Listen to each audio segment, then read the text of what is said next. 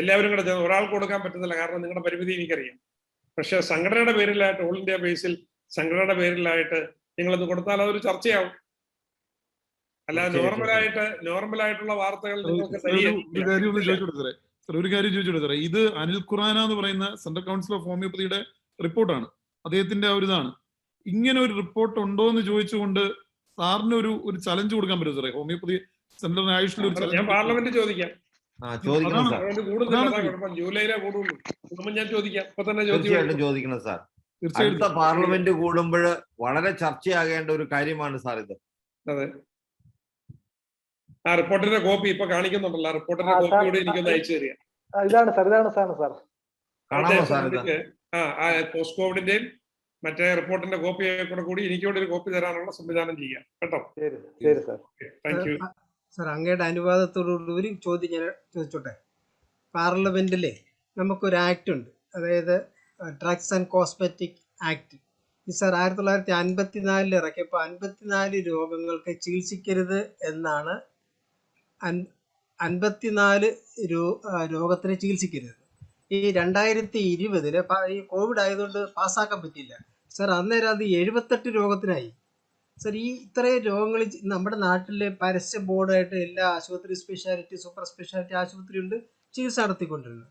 പക്ഷേ രേഖയിൽ, പാർലമെന്റിൽ, ആക്ടിൽ പറഞ്ഞിരിക്കുന്നത് ഈ രോഗങ്ങൾ ചികിത്സിച്ചു കഴിഞ്ഞാൽ അയാൾക്ക് ദൈവത്തെ വിളിക്കാനുള്ള യോഗ്യത ഉണ്ടാവില്ല, നരകത്തിൽ പോകാനും യോഗ്യത ഉണ്ടാവില്ല. ആ ശിക്ഷയാണ് സാർ വെച്ചിരിക്കുന്നത് സാർ. അതൊക്കെ അവിടെ നിന്ന് അത് എടുത്ത് ദൂരെ കളയണം. ഡയബറ്റീസിന് ചികിത്സിക്കാൻ പാടില്ല, അതായത് പിന്നെ കുട്ടികളുണ്ടാകുന്നതിന് ചികിത്സിക്കാൻ പാടില്ല, തുടങ്ങിയ 78 രോഗം സാർ. ഇതൊക്കെ നമ്മൾ എങ്ങനെയാണ് സാർ ഇത് സഹിക്കുന്നത്? ഇങ്ങനെയുള്ള രോഗികളൊക്കെ മരിച്ച്, അതായത് മണ്ണിന്റെ അടിയിൽ 5000 അടി താഴ്ചയിലെ കൊണ്ട് ഇടുന്നതാണോ സാർ നമ്മുടെ ആക്ട്, നമ്മൾക്ക് സംസ്കാരം സാർ? അതുകൂടി ഒന്ന് ശ്രദ്ധിക്കണം. Thank you. നമ്മളോടൊപ്പം സാറിന് നന്ദി പറയുന്നതിനായിട്ട് ഡോക്ടർ ഭദ്രൻ ഡോക്ടർ ക്ഷണിക്കുകയാണ്. 1 മിനിറ്റോടെ വന്നിരിക്കും സാർ. ഭദ്രൻ ഡോക്ടർ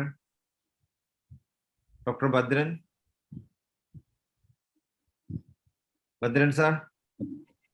നമസ്തേ.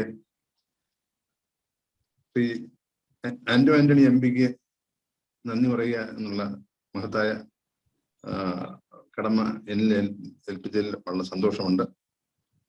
ശ്രീ ആന്റണി നമുക്ക് ഇത്രയും സമയം നമ്മൾ പറയുന്നതെല്ലാം കേൾക്കുകയും അംഗീകരിക്കുകയും പാർലമെന്റിൽ നമുക്ക് വേണ്ടി ശബ്ദമുയർത്താൻ ആത്മാർത്ഥമായി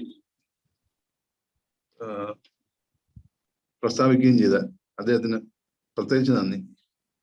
നമ്മുടെ അദ്ദേഹം ലോക്സഭയിൽ ഇപ്പം 3ാമത്തെ പ്രാതിനിധ്യമാണ്. ഹോമിയോപ്പതിക്ക് വേണ്ടി വളരെ കൂടുതൽ പ്രവർത്തിക്കുന്നതും ഇപ്പോൾ പ്രവർത്തിച്ചുകൊണ്ടിരിക്കുന്നതുമായ അദ്ദേഹത്തിന്റെ സേവനങ്ങൾ ഒട്ടും വില കുറച്ച് കാണാൻ പാടില്ല. IFPH എന്നുള്ള നമ്മുടെ സംഘടന 1 വർഷത്തിന് താഴെ ആയുള്ളൂ രൂപീകരിച്ചിട്ട്. എന്നിട്ടും എല്ലാ ദിവസവും സൂം മീറ്റിംഗ് സംഘടിപ്പിക്കാൻ സാധിച്ച IFPHലെ ഭാരവാഹിക്ക് പ്രത്യേകിച്ച് നന്ദിയുണ്ട്. മറ്റ് എല്ലാ ദിവസവും ശാസ്ത്ര സെമിനാറും ഡിബേറ്റും ഹോമിയോപ്പതി മറ്റ് ചികിത്സാ വിഭാഗങ്ങളെയും ശാസ്ത്രജ്ഞന്മാരെയും ഉൾപ്പെടുത്തിയാണ് നിത്യേന സൂം മീറ്റിംഗ്സ് നടത്തി വരുന്നത്. ഈ സംഘടനയ്ക്ക് ലോകത്തിൽ 100-ലധികം രാജ്യങ്ങളിൽ നിന്ന് പ്രതിനിധികളുണ്ട്. അവരുടെ സജീവ പങ്കാളിത്തമുണ്ട്. സാറ് ഈ മീറ്റിംഗിൽ പ്രസ്താവിച്ചിട്ടുള്ള മരുന്നിന്റെ ആക്ഷൻ, അതിനെപ്പറ്റിയുള്ള വിലയിരുത്തൽ, ഡെങ്കി പ്രിവെൻഷൻ, ഡ്രഗ് മാഫിയയുടെ ഇടപെടൽ, ഇന്റർനാഷണൽ അക്സെപ്റ്റൻസ്, അലോപ്പതി ലോബിയെ പറ്റിയുള്ള പരാമർശം, നമുക്ക് സപ്പോർട്ട് ചെയ്തുകൊണ്ടുള്ള താങ്കളുടെ പ്രസ്താവ്യം, ഇതെല്ലാം ഹോമിയോപ്പതിക് ഫ്രട്ടേണിറ്റി വളരെ നന്ദിപൂർവ്വം സ്മരിക്കുന്നു. അതിന് വളരെ കൂടുതൽ കടപ്പാടും നന്ദിയും നമുക്കുണ്ട്. IFPHയുടെ പേരിൽ താങ്കൾക്ക് നമ്മുടെ ഹൃദ്യമായ നന്ദി ചിത്രണത്തിൽ രേഖപ്പെടുത്തിക്കൊള്ളുന്നു. നന്ദി, നമസ്കാരം. നന്ദി സാർ. സാറിന്റെ പ്രവർത്തനങ്ങള് ലോകസഭയിൽ നമുക്ക് വേണ്ടി ഉണ്ടാകണം, കോൺഗ്രസ് പ്രസ്ഥാനത്തിൽ നമുക്ക് വേണ്ടി ഉണ്ടാകണം, സാറിന് പറ്റുന്ന എല്ലാ മേഖലകളിലും നമുക്ക് വേണ്ടി ഉണ്ടാകണം. ഇത് മനുഷ്യ സേവനത്തിന്റെ ഒരു പ്രത്യേക ഒരു കാൽവെപ്പായിട്ട് താല്പര്യപൂർവ്വം സാർ അതിനെ കണ്ട് നമുക്ക് വേണ്ടി നിലകൊള്ളണം എന്ന് മാത്രം അഭ്യർത്ഥിച്ചുകൊണ്ട് സാറ് നമ്മളോട് കാണിച്ച എല്ലാ സ്നേഹത്തിനും വന്നതിനും നന്ദി രേഖപ്പെടുത്തിക്കൊണ്ട് നന്ദി, നമസ്കാരം sir. Thank you. Thank you sir. സാറേ, അബ്ദുൽ ഗഫാർ മൗലവി അദ്ദേഹം ലൈനിലുണ്ട്. ആ സാർ കേൾക്കുന്നുണ്ടോ? എവിടെയാണ്? അൽഹംദുലില്ലാഹ് അബ്ദുൽ ഗഫാർ മൗലവി ഉണ്ട്. ഞാൻ നാളെയാണ് കേട്ടോ, നാളെയാണ് കൂടുക ഇൻഷാ അല്ലാഹ്. കൂടെ ഇത് കേൾക്കാൻ വേണ്ടി ജോയിൻ ചെയ്തതേ ഉള്ളൂ. നാളെ കേൾക്കുന്നുണ്ട്. ഉദ്ഘാടനം തൊട്ട് ഇടയ്ക്കിടയ്ക്ക് കേൾക്കുന്നുണ്ട്. അൽഹംദുലില്ലാഹ്. ഞാൻ നാളെ ഇൻഷാ അല്ലാഹ് സംസാരിക്കാം. Thank you sir. Thank you. നമുക്ക് ഇനി 6 മണിക്ക് ഗുരുരത്നം ജ്ഞാനതപസ്യാണ് ഇനി നമുക്ക് വരുന്ന ഗുരു.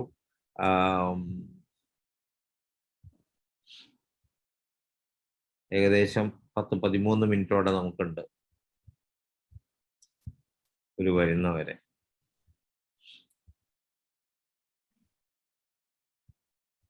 അപ്പോ നമുക്ക് ഇതിന്റെ ഈ ചർച്ചകളിൽ നിന്ന് വെളിവാകുന്ന ഒരു കാര്യം ഇതിൽ മനസ്സിലാവുന്ന ഒരു പ്രധാനപ്പെട്ട ഒരു കാര്യമുണ്ട്. അതായത് ഇപ്പൊ നമുക്ക് തൊട്ടു മുമ്പ് വന്ന ജയരാജ് MLA ആയാലും ഇപ്പോ നമ്മുടെ MP ആന്റോ ആന്റണി സാറ് പറഞ്ഞൊരു പ്രധാനപ്പെട്ട പോയിന്റ് എന്ന് പറയുന്നത് നമ്മുടെ ഈ റിപ്പോർട്ടൊന്നും എത്തേണ്ട സ്ഥലത്തിൽ എത്തിയിട്ടില്ല എന്നുള്ളതാണ്. അതായത് നമുക്ക് പോലും അത് കഴിഞ്ഞിട്ടില്ല എന്നുള്ളതാണ് അത് മനസ്സിലാവുന്ന ഒരു കാര്യം. അപ്പോ ആ ഒരു വർക്ക് കുറെ കൂടി ഫാസ്റ്റ് ആയിട്ട് ചെയ്യേണ്ടതുണ്ട് എന്നുള്ളതാണ് മനസ്സിലാവുന്നത്. ഫരീദ് ബാബക്കൻ സാർ എന്ത് പറയുന്നു? കാരണം എന്താ തോന്നുന്നത്? കൊടുക്കാനല്ലേ പറഞ്ഞ പരസ്യം അല്ല, അതില് സാറേ പക്ഷെ വേറൊരു കാര്യം, ഒരു എതിരഭിപ്രായം ഉള്ളത് ആന്റോ ആന്റണി സാറ് പറഞ്ഞ ഒരു എതിരഭിപ്രായമുണ്ട്. കാര്യം MP എന്നുള്ള നിലയിൽ അല്ലെ പ്രതിപക്ഷം എന്നുള്ള നിലയിൽ ഈ ഒരു ലൗഡായിട്ടുള്ളത് പോരാ എന്നുള്ളതൊരു പ്രധാനപ്പെട്ട കാര്യമുണ്ട്. ഭരണപക്ഷത്തിന് ഒരുപക്ഷെ WHO പ്രോട്ടോകോളോ എന്നൊക്കെ പറയുന്നത് അവർ ചിലപ്പോൾ പറഞ്ഞു എന്ന് വരും. പക്ഷെ പ്രതിപക്ഷത്തിന് ഇതിനെക്കുറിച്ച് കൂടുതൽ പഠിക്കുവാനും അവർക്ക് ബാക്കിയുള്ള എല്ലാ സംസ്ഥാനങ്ങളിലും ഉണ്ട് എങ്കിൽ കേരളത്തിൽ എന്തുകൊണ്ട് ചെയ്യുന്നില്ല എന്ന് അവർക്ക് ചോദിക്കാൻ കഴിയും. ആ ചോദ്യം പോലും അവരിൽ നിന്ന് വരുന്നില്ല എന്നുള്ളതൊരു ക്രിട്ടിസൈസ് ചെയ്യേണ്ട ഒരു ക്വസ്റ്റ്യൻ ആയിട്ട് തന്നെയാണ് നിൽക്കുന്നത്. എന്താണ് ഷൈസറിന്റെ അഭിപ്രായം? തീർച്ചയായിട്ടും ഞാനത് സൂചിപ്പിച്ചു കഴിഞ്ഞു. അപ്പൊ ഏതായാലും നമ്മൾ ഇതൊരു പൊതുജനവികാരം ഉണർത്തി ഇത് പൊതുജന സമൂഹത്തിൽ ഇത് ഒരു ചർച്ചയാക്കി നമ്മൾ ഓരോ ഡോക്ടർമാരും നമ്മുടെ അടുത്ത് വരുന്ന രോഗികളോട് ഇത് ചർച്ച ചെയ്ത് കഴിയുമ്പോൾ, നമ്മൾ സമൂഹത്തിൽ ചർച്ചയായി കഴിയുമ്പോൾ, ഇവരിത് ജനപ്രതിനിധികളുടെ അടുത്ത് ഉന്നയിച്ചു കഴിയുമ്പോൾ ഇത് താനേ ചർച്ചയാകും. ഇത് വലിയ മാറ്റത്തിന് ഇടയാകുക തന്നെ ചെയ്യും. നമ്മുടെ റോള് നടത്തിക്കൊണ്ടേയിരിക്കുക. നമ്മൾ 300-ാം ദിവസം വരെ ഈ ചർച്ച നമ്മളിവിടെ എത്തി നിൽക്കുമ്പോൾ നമ്മൾ ആ പാതയിലാണ്. ഇനി ഇത് കൂടുതൽ ഇന്റൻസിഫൈ ചെയ്ത് നമ്മൾ നടത്തേണ്ടിയിരിക്കുന്നു. നമ്മൾ ഓരോരുത്തരും കൂടുതൽ ഇതേക്കുറിച്ച് ബോധവാന്മാരാകുകയും ഇത് റിസർച്ചാണ് നമുക്ക് പോരായ്ക എന്നുള്ള കൺസെപ്റ്റ് മുഴുവൻ ശരിയല്ല. അതൊരു 25% ശരിയുള്ളൂ. 75% ശരി പൊതുജന രാഷ്ട്രീയ നേതൃത്വത്തിന്റെ പിന്തുണ നേടുക എന്നുള്ളതിലാണ്. അപ്പൊ ആ രാഷ്ട്രീയ നേതൃത്വത്തിന്റെ പിന്തുണ നേടാൻ നമുക്ക് സാധിച്ചാൽ അതിനിപ്പോ അലോപ്പതി സിസ്റ്റം ചെയ്യുന്ന പോലെയുള്ള ഭീമമായ തുക മുടക്കുന്നതിന് നമുക്ക് സാധിക്കുന്നില്ല. നമ്മുടെ ശേഷി, അതായത് നമ്മുടെ ഫലപ്രാപ്തിയിലുള്ള ശേഷിയാണ് നമ്മുടെ ശക്തി. ആ ശക്തി നമ്മുടെ രോഗികളിലൂടെ നമ്മുടെ ഇതുവരെയുള്ള നമ്മുടെ അനുഭവ എവിഡൻസ് ബേസ്ഡ് ആയിട്ടുള്ള തെളിവുകളുടെ അടിസ്ഥാനത്തിൽ നമുക്ക് അവതരിപ്പിക്കാൻ പറ്റും. അപ്പൊ നമ്മൾ റിസർച്ച് ഇല്ല എന്നുള്ള പേരിൽ ലോകത്തുള്ള എല്ലാ ഹോമിയോപ്പതി ഡോക്ടർമാരും റിസർച്ച് നടത്തി പ്രൂവ് ചെയ്താലേ സ്വീകരിക്കാൻ പറ്റുള്ളൂ എന്നുള്ള കാര്യം ആ രീതിയിൽ നമ്മൾ കൂടുതൽ പരിഗണിച്ച് നമ്മളെ ഡൈവേർട്ട് ചെയ്ത് ടാക്ടിക്കലായിട്ട് നമ്മളെ സപ്രസ് ചെയ്യാൻ നോക്കുന്നതിന് നമ്മൾ കൂടുതൽ പരിഗണന കൊടുക്കേണ്ട വേറൊരു പ്രധാനപ്പെട്ട ഒരു കാര്യം ഉള്ളത്, നേരത്തെ ജയരാജ് സാർ സംസാരിച്ചപ്പോ ഒരു ക്വസ്റ്റ്യൻ അദ്ദേഹം ചോദിച്ചിരുന്നത്, അത് മുമ്പ് കഴിഞ്ഞ MLA എനിക്ക് തോന്നുന്നു കയ്പമംഗലം MLA വന്നപ്പോഴും ചോദിച്ചൊരു ക്വസ്റ്റ്യൻ ഉണ്ട്. അതിൽ സാർ സയന്റിഫിസിറ്റി പറയുമ്പോൾ നിങ്ങൾക്ക് എങ്ങനെ സയന്റിഫിസിറ്റി പറയാമെന്നുള്ളൊരു ക്വസ്റ്റ്യൻ. അപ്പൊ അതില് ഇപ്പോ ഡബിൾ ബ്ലൈൻഡ് സ്റ്റഡി അടക്കമുള്ള അതാണല്ലോ ഇവർ പറയുന്ന സയന്റിഫിസിറ്റി എന്നുള്ളത്. അപ്പൊ അതിൽ സാർ അത് പെട്ടെന്ന് നമ്മള് ഇവര് പറയുന്നത് തെറ്റാണെന്ന് പറയുന്നതിനേക്കാളും നമുക്കത് പ്രൂവ് ചെയ്യാൻ കഴിയും. പക്ഷെ അതിന് എന്താ പറയാ, വെസ്റ്റഡ് ഇൻട്രസ്റ്റ് ഇല്ലാത്ത ഒരു കമ്മ്യൂണിറ്റിയെ നമുക്ക് കിട്ടിയാൽ മാത്രമല്ലേ നമുക്ക് പ്രൂവ് ചെയ്യാൻ കഴിയത്തുള്ളൂ.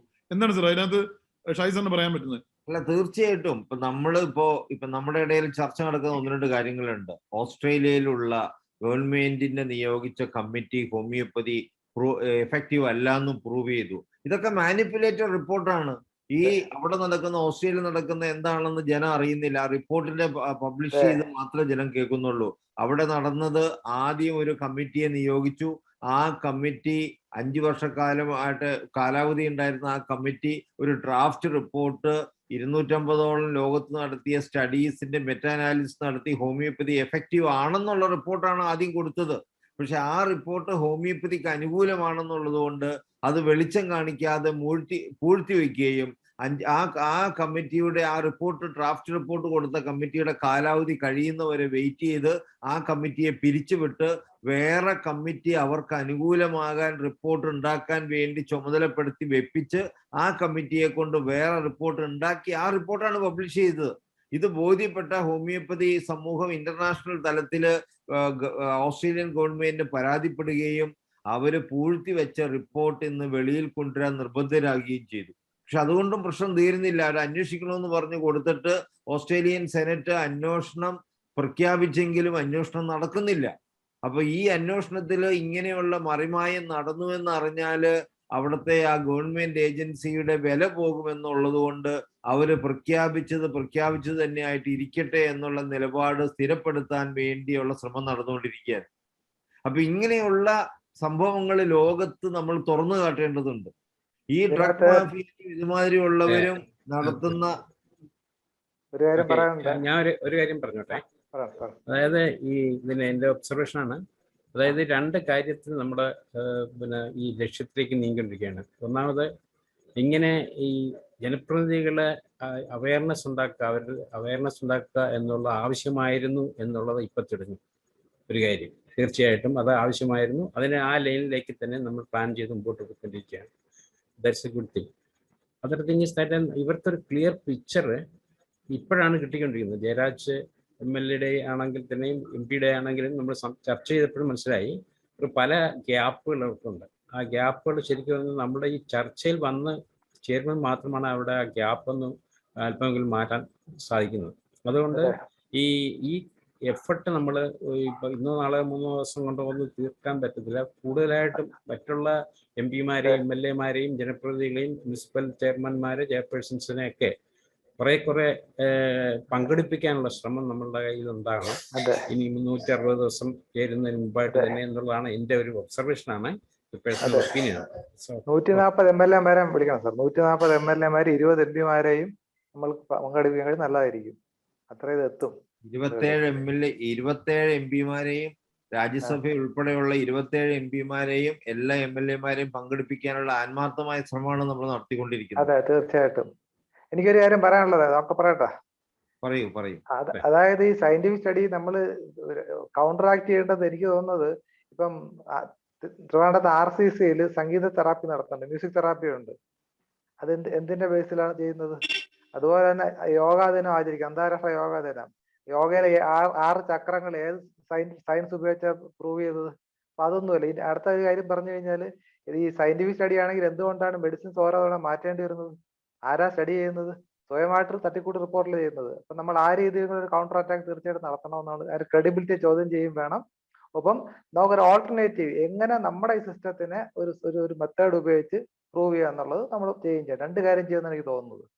തീർച്ചയായിട്ടും ഈ കൗണ്ടർ ആർഗ്യുമെന്റ് ഉണ്ടല്ലോ, ഈ കൗണ്ടർ ആർഗ്യുമെന്റ് ഹോമിയോ ഡോക്ടേഴ്സ് ചെയ്യാതെ വേറെ ചില ആൾക്കാരെ കൊണ്ട് ചെയ്യിക്കുന്നതായിരിക്കും കൂടുതൽ.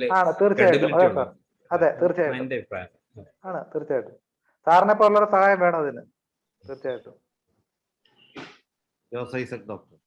അല്ല, അതില് മറ്റ് കുറെ ആസ്പെക്റ്റുകളുണ്ട്. നമ്മൾ കാണാതെ പോകുന്ന ഒരു കാര്യം, ഇപ്പോ ആൾക്കാർ പൊതുവെ ചെയ്യുന്ന ഒരു കാര്യം, വാക്സിൻ ഞാൻ 1 എടുത്തു, പിന്നെ ഞാൻ ഹോമിയോ മരുന്നും കഴിക്കുന്നുണ്ട്.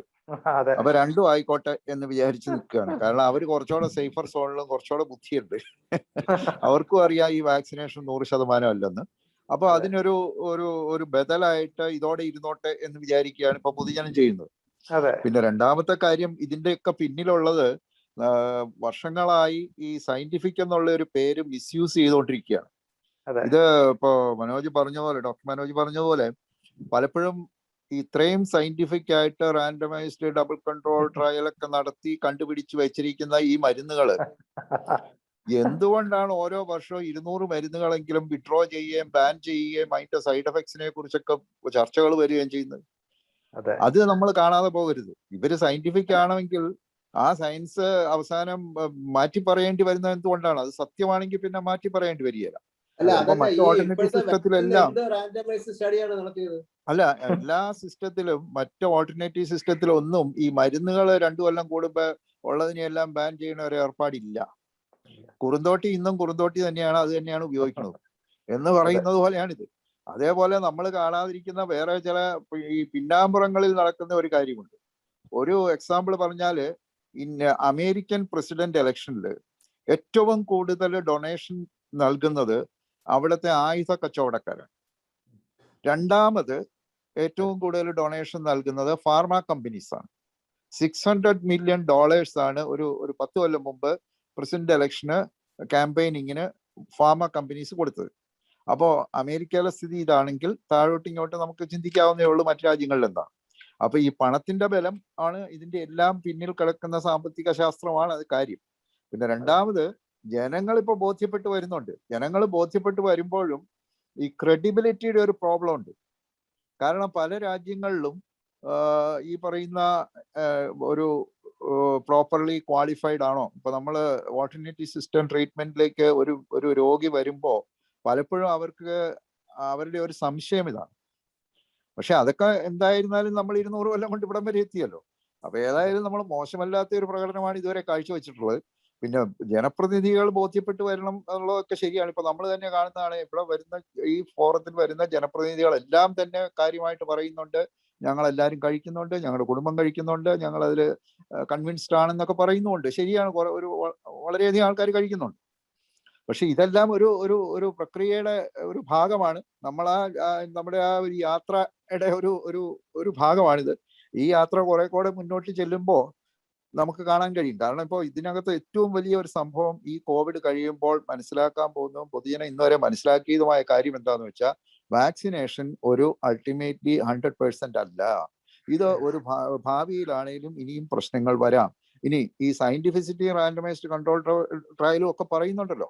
ഇപ്പൊ അവർ ഉപയോഗിച്ച ഏതെങ്കിലും ഒരു മരുന്നെങ്കിലും ഈ പറയുന്ന രീതിയിൽ പ്രൂവ് ചെയ്തതാണോ? അല്ല. അപ്പൊ അവർക്കെന്തോ ആകാം, റാൻഡമൈസ്ഡ് ഒന്നും ബാധകമല്ല. നിങ്ങളൊക്കെ മരുന്ന് കൊടുക്കേണ്ടി റാൻഡമൈസ്ഡ് കൺട്രോൾ ട്രയലിൽ പ്രൂവ് ചെയ്തിട്ടായിരിക്കണം എന്നാണ് പറയുന്നത്. അപ്പൊ ഇതിന്റെയൊക്കെ ആ ഒരു ഡബിൾ സ്റ്റാൻഡേർഡ്സ് എന്താണെന്നുള്ളത് പൊതുജനം മനസ്സിലാക്കിക്കൊണ്ടിരിക്കുകയാണ്. അതുകൊണ്ട് ഇപ്പൊ തന്നെ നമുക്കറിയാം, ഈ ഒരു കോവിഡിൽ തന്നെ എന്റെ പേഴ്സണലായിട്ട് എനിക്ക് അറിയാവുന്ന ഒത്തിരി കാര്യങ്ങൾ പറയുകയാണെങ്കിൽ, മറ്റു വിദേശ രാജ്യങ്ങളിൽ ഞാനൊരു 15 രാജ്യമായിട്ട് ബന്ധപ്പെട്ട് നമ്മുടെ ഉള്ള എല്ലാ റിപ്പോർട്ട്സും ഞാൻ അയച്ചു കൊടുത്തുകൊണ്ടിരിക്കുകയാണ്. ഇന്നലെ അമേരിക്കൻ ഇൻസ്റ്റിറ്റ്യൂട്ട് ഓഫ് ഹോമിയോപ്പതിയുടെ മാഗസിൻ ജേണലിൽ ഒരു സ്റ്റഡി റിപ്പോർട്ട് കോവിഡിന്റെ നമ്മുടെ ആഴ്സനിക് ആൽബിന്റെ എഫക്റ്റീവ്നെസ് വന്നിട്ട് ഞാനിത് നമ്മുടെ 2-3 വാട്സപ്പ് ഗ്രൂപ്പുകളിൽ ഇട്ടിട്ടുമുണ്ട്. നമ്മുടെ സ്റ്റിയറിംഗ് കമ്മിറ്റി ഗ്രൂപ്പിൽ ഇന്റർനാഷണൽ കേരളത്തിൽ ഇട്ടിട്ടുണ്ട്. അവര് നല്ലൊരു റിപ്പോർട്ടാണ് വന്നിരിക്കുന്നത്. ഇതൊക്കെ റിസർച്ച് സ്റ്റഡീസ് തന്നെയാണ്. പക്ഷെ ഈ റിസർച്ച് സ്റ്റഡീസും വെളിച്ചം കാണാതെ പോകുന്നു, വേണ്ടത്ര രീതിയിൽ വെളിച്ചം കാണുന്നില്ലെന്നേ ഉള്ളൂ. ഇത് റിസർച്ച് സ്റ്റഡി ഇല്ല ഹോമിയോപ്പതിയിൽ എന്ന് പറയുമ്പോൾ നമ്മളത് അംഗീകരിച്ചു കൊടുക്കേണ്ട കാര്യമില്ല. കാരണം CCRHന്റെ നമ്മൾ ജേണൽ, ഞാനൊരു 25 വർഷമായിട്ട് CCRHന്റെ ജേണൽ കൃത്യമായി നോക്കിക്കൊണ്ടിരിക്കുന്ന ആളാണ്. അതിൽ എത്രയോ studies, hundreds and hundreds of studies വന്നിട്ടുണ്ട്. അവിടെ റിസർച്ച് ഇല്ല എന്ന് പറയുന്നവരോട് പറയേണ്ട ഒരു മറുപടി, central council for research in homeopathy ഇതുവരെ പബ്ലിഷ് ചെയ്ത ഏതെങ്കിലും റിസർച്ച് പേപ്പർ വായിച്ചിട്ടാണോ നിങ്ങൾ ഈ ചോദിക്കുന്നതെന്ന് പറഞ്ഞാൽ മതി. ഈയിടെ ഒരാൾ എൻ്റെ അടുത്ത് പറഞ്ഞു, ഹോമിയോപ്പതി ഒരു ഒക്കുൾട്ട് സയൻസ് ആണ്. ഞാനതിന് മറുപടിയും കൊടുത്തു, നിങ്ങൾ ഹോമിയോപ്പതിയിൽ ഒരു പുസ്തകമെങ്കിലും വായിച്ചിട്ടുണ്ടോ? പിന്നെ എന്തിനാ ഇത് പറയുന്നത്? എന്തെങ്കിലും പറയുമ്പോൾ അതിനൊരു അടിസ്ഥാനം വേണം. അപ്പൊ നമ്മളെ കുറിച്ച് ഈ പറയുന്ന പലരും ഒരു പുസ്തകം പോലും വായിക്കാത്തവരാ. അതേപോലെ തന്നെ ഫേസ്ബുക്കിലൊക്കെ വീരന്മാരുണ്ടല്ലോ, അതിൽ നമ്മൾ കാണുന്നത് എന്താ, ഇവര് ഒരു 2 കൊല്ലം ഈ കളിയൊക്കെ കളിക്കും, പിന്നെ വല്ല പണിയും കിട്ടുമ്പോ പൊക്കോളും, അത്രേ ഉള്ളൂ. പണിയില്ലാതിരിക്കുമ്പോ ആരെങ്കിലും ചൊറിയുക എന്നുള്ള ഒരു ചെറിയ മാനസികാസുഖമാണ്. അപ്പൊ ഇതുകൊണ്ടൊന്നും അല്ല കാര്യം, റിസർച്ച് ഇല്ലാഞ്ഞിട്ടോ റിസർച്ച് പേപ്പേഴ്സ് ഇല്ലാഞ്ഞിട്ടോ. ഇതിന്റെ സ്റ്റാറ്റിസ്റ്റിക്സ് നമ്മുടെ ഡോക്ടർ ചന്ദ്രജ ഇതിനകത്ത് പറഞ്ഞിരുന്നല്ലോ, IFPH പറഞ്ഞിട്ടുണ്ടായിരുന്നു ഇതിന്റെ സ്റ്റാറ്റിസ്റ്റിക്സ്. കഴിഞ്ഞ ഒരു വർഷത്തിൽ നടന്ന റിസർച്ചുകൾ മൊത്തം അവർ പറഞ്ഞിട്ടുണ്ടായിരുന്നു. പഴയ റെക്കോർഡിൽ കാണുന്നത് അത് വളരെ കൃത്യമായിട്ടുണ്ട്. 6 മാസത്തിൽ 144 എണ്ണം കൊണ്ട് ഇറങ്ങിയെന്നാണ് അവർ പറഞ്ഞത്.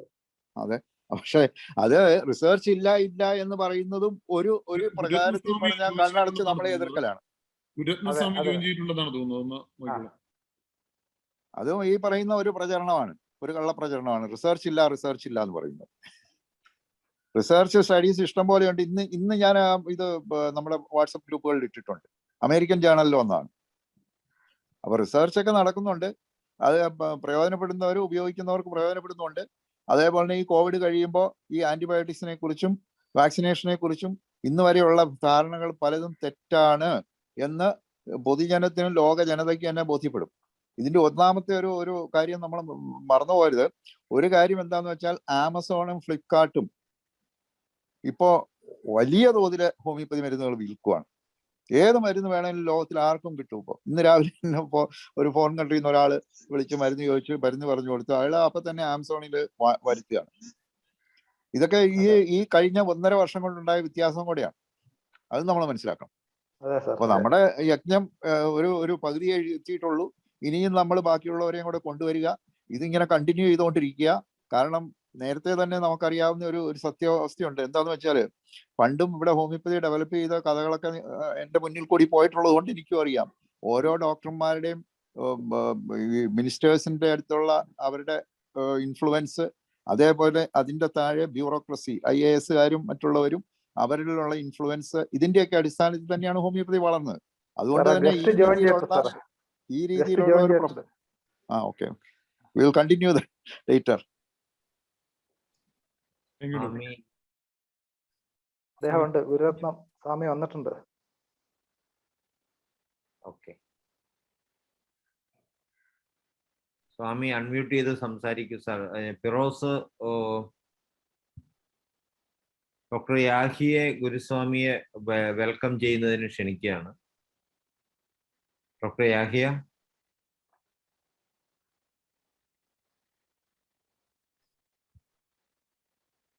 Yes.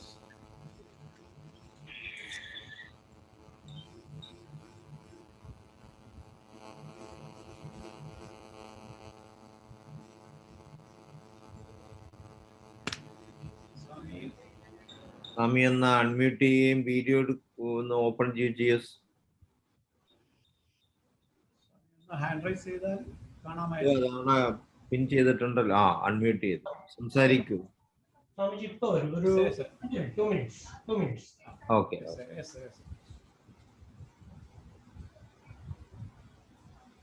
KK രാജൻ ഡോക്ടർ കൈപൊക്കിയത് 2 മിനിറ്റ് സംസാരിക്കാൻ സ്വാമി വരുന്നവർ. അവിടെ നിന്ന് അൺമ്യൂട്ട് ചെയ്ത് സംസാരിക്കൂ. ശരി, കേൾക്കാമല്ലോ? കേൾക്കാം. ഏതായാലും ആരോഗ്യമന്ത്രി നമ്മുടെ ചടങ്ങിൽ പങ്കെടുത്തത് മഹാഭാഗ്യമാണ്. കാരണം KGHMയുടെ മീറ്റിംഗിൽ പോലും അവർ 1 മിനിറ്റ് വോയിസ് ക്ലിപ്പ് മാത്രമേ ഇന്ന് കൊടുത്തിട്ടുണ്ടായിരുന്നുള്ളൂ. ഞാൻ അത് അറ്റൻഡ് ചെയ്ത ഒരു വ്യക്തിയാണ്. KGHMയുടെ സംസ്ഥാന സൂം മീറ്റിംഗിൽ അവർ പങ്കെടുക്കുമെന്ന് പറഞ്ഞാൽ പങ്കെടുത്തില്ല. ഒരു വോയിസ് ക്ലിപ്പ് മാത്രം, ഒന്നും ചർച്ച ചെയ്യാതെ 1 സെക്കൻഡ് 1 മിനിറ്റ് മാത്രം പറഞ്ഞു പോയി. എനിക്ക് തോന്നുന്നത് പൊതുവെ ഈ മന്ത്രിമാർക്ക്, MP-മാർക്ക്, MLA-മാർക്കൊക്കെ 5 സ്റ്റാർ ചികിത്സ വളരെ സൗജന്യമായിട്ട് ഏത് ഹോസ്പിറ്റലിലും പോയി ലക്ഷക്കണക്കിനോ കോടിക്കണക്കിനോ രൂപ അവർക്ക് റീഎംബേഴ്സ്മെന്റ്. അവർക്കൊന്നും ഈ കാര്യങ്ങളൊന്നും വളരെ അവഗണനപരം. പ്രധാന കാരണം അതാണ്, അവർക്കൊന്നും ചെലവൊന്നും തീരെ പ്രശ്നമല്ല. ഏത് 5 സ്റ്റാർ ചികിത്സ അവർക്ക് ലഭിക്കും. അതൊക്കെയാണ് അതിന്റെ പുറകിൽ അവരുടെ ഭാഗത്തു നിന്നുള്ള നെഗ്ലിജൻസ് എന്നാണ് എന്റെ അഭിപ്രായം. ശരി, okay. Okay,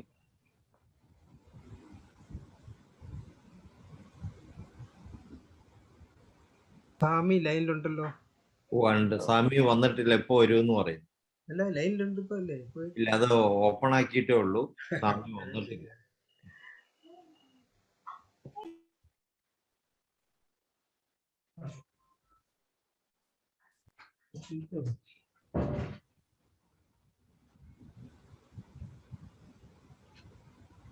For the information of those who join and remain with us from other states and countries, we have a very nice interaction with the 2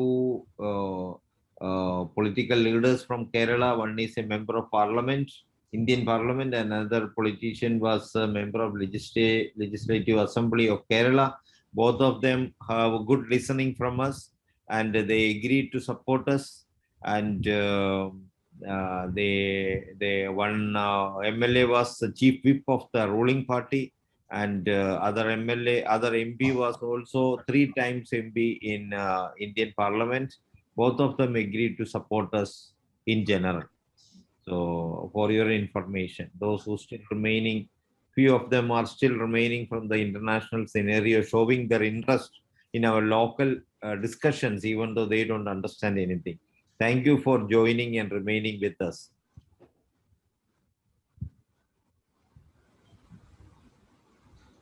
എത്ര പേരുണ്ട്?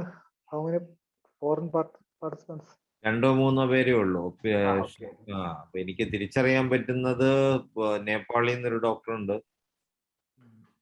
വിഷ്ണു ആണ്. വിഷ്ണു റെഗുലർ ആയിട്ട് ഉണ്ട്. അതെ. വീഡിയോ ഉണ്ട്, വന്നിട്ടുണ്ട് ഇവിടെ.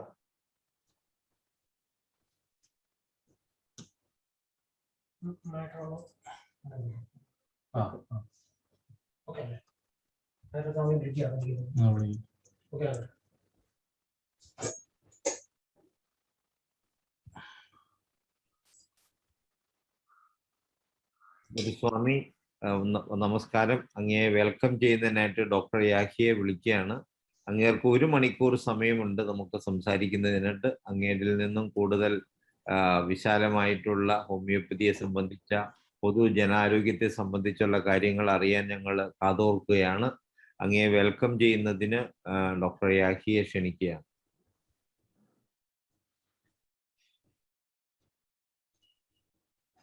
നമസ്കാരം സ്വാമിജി.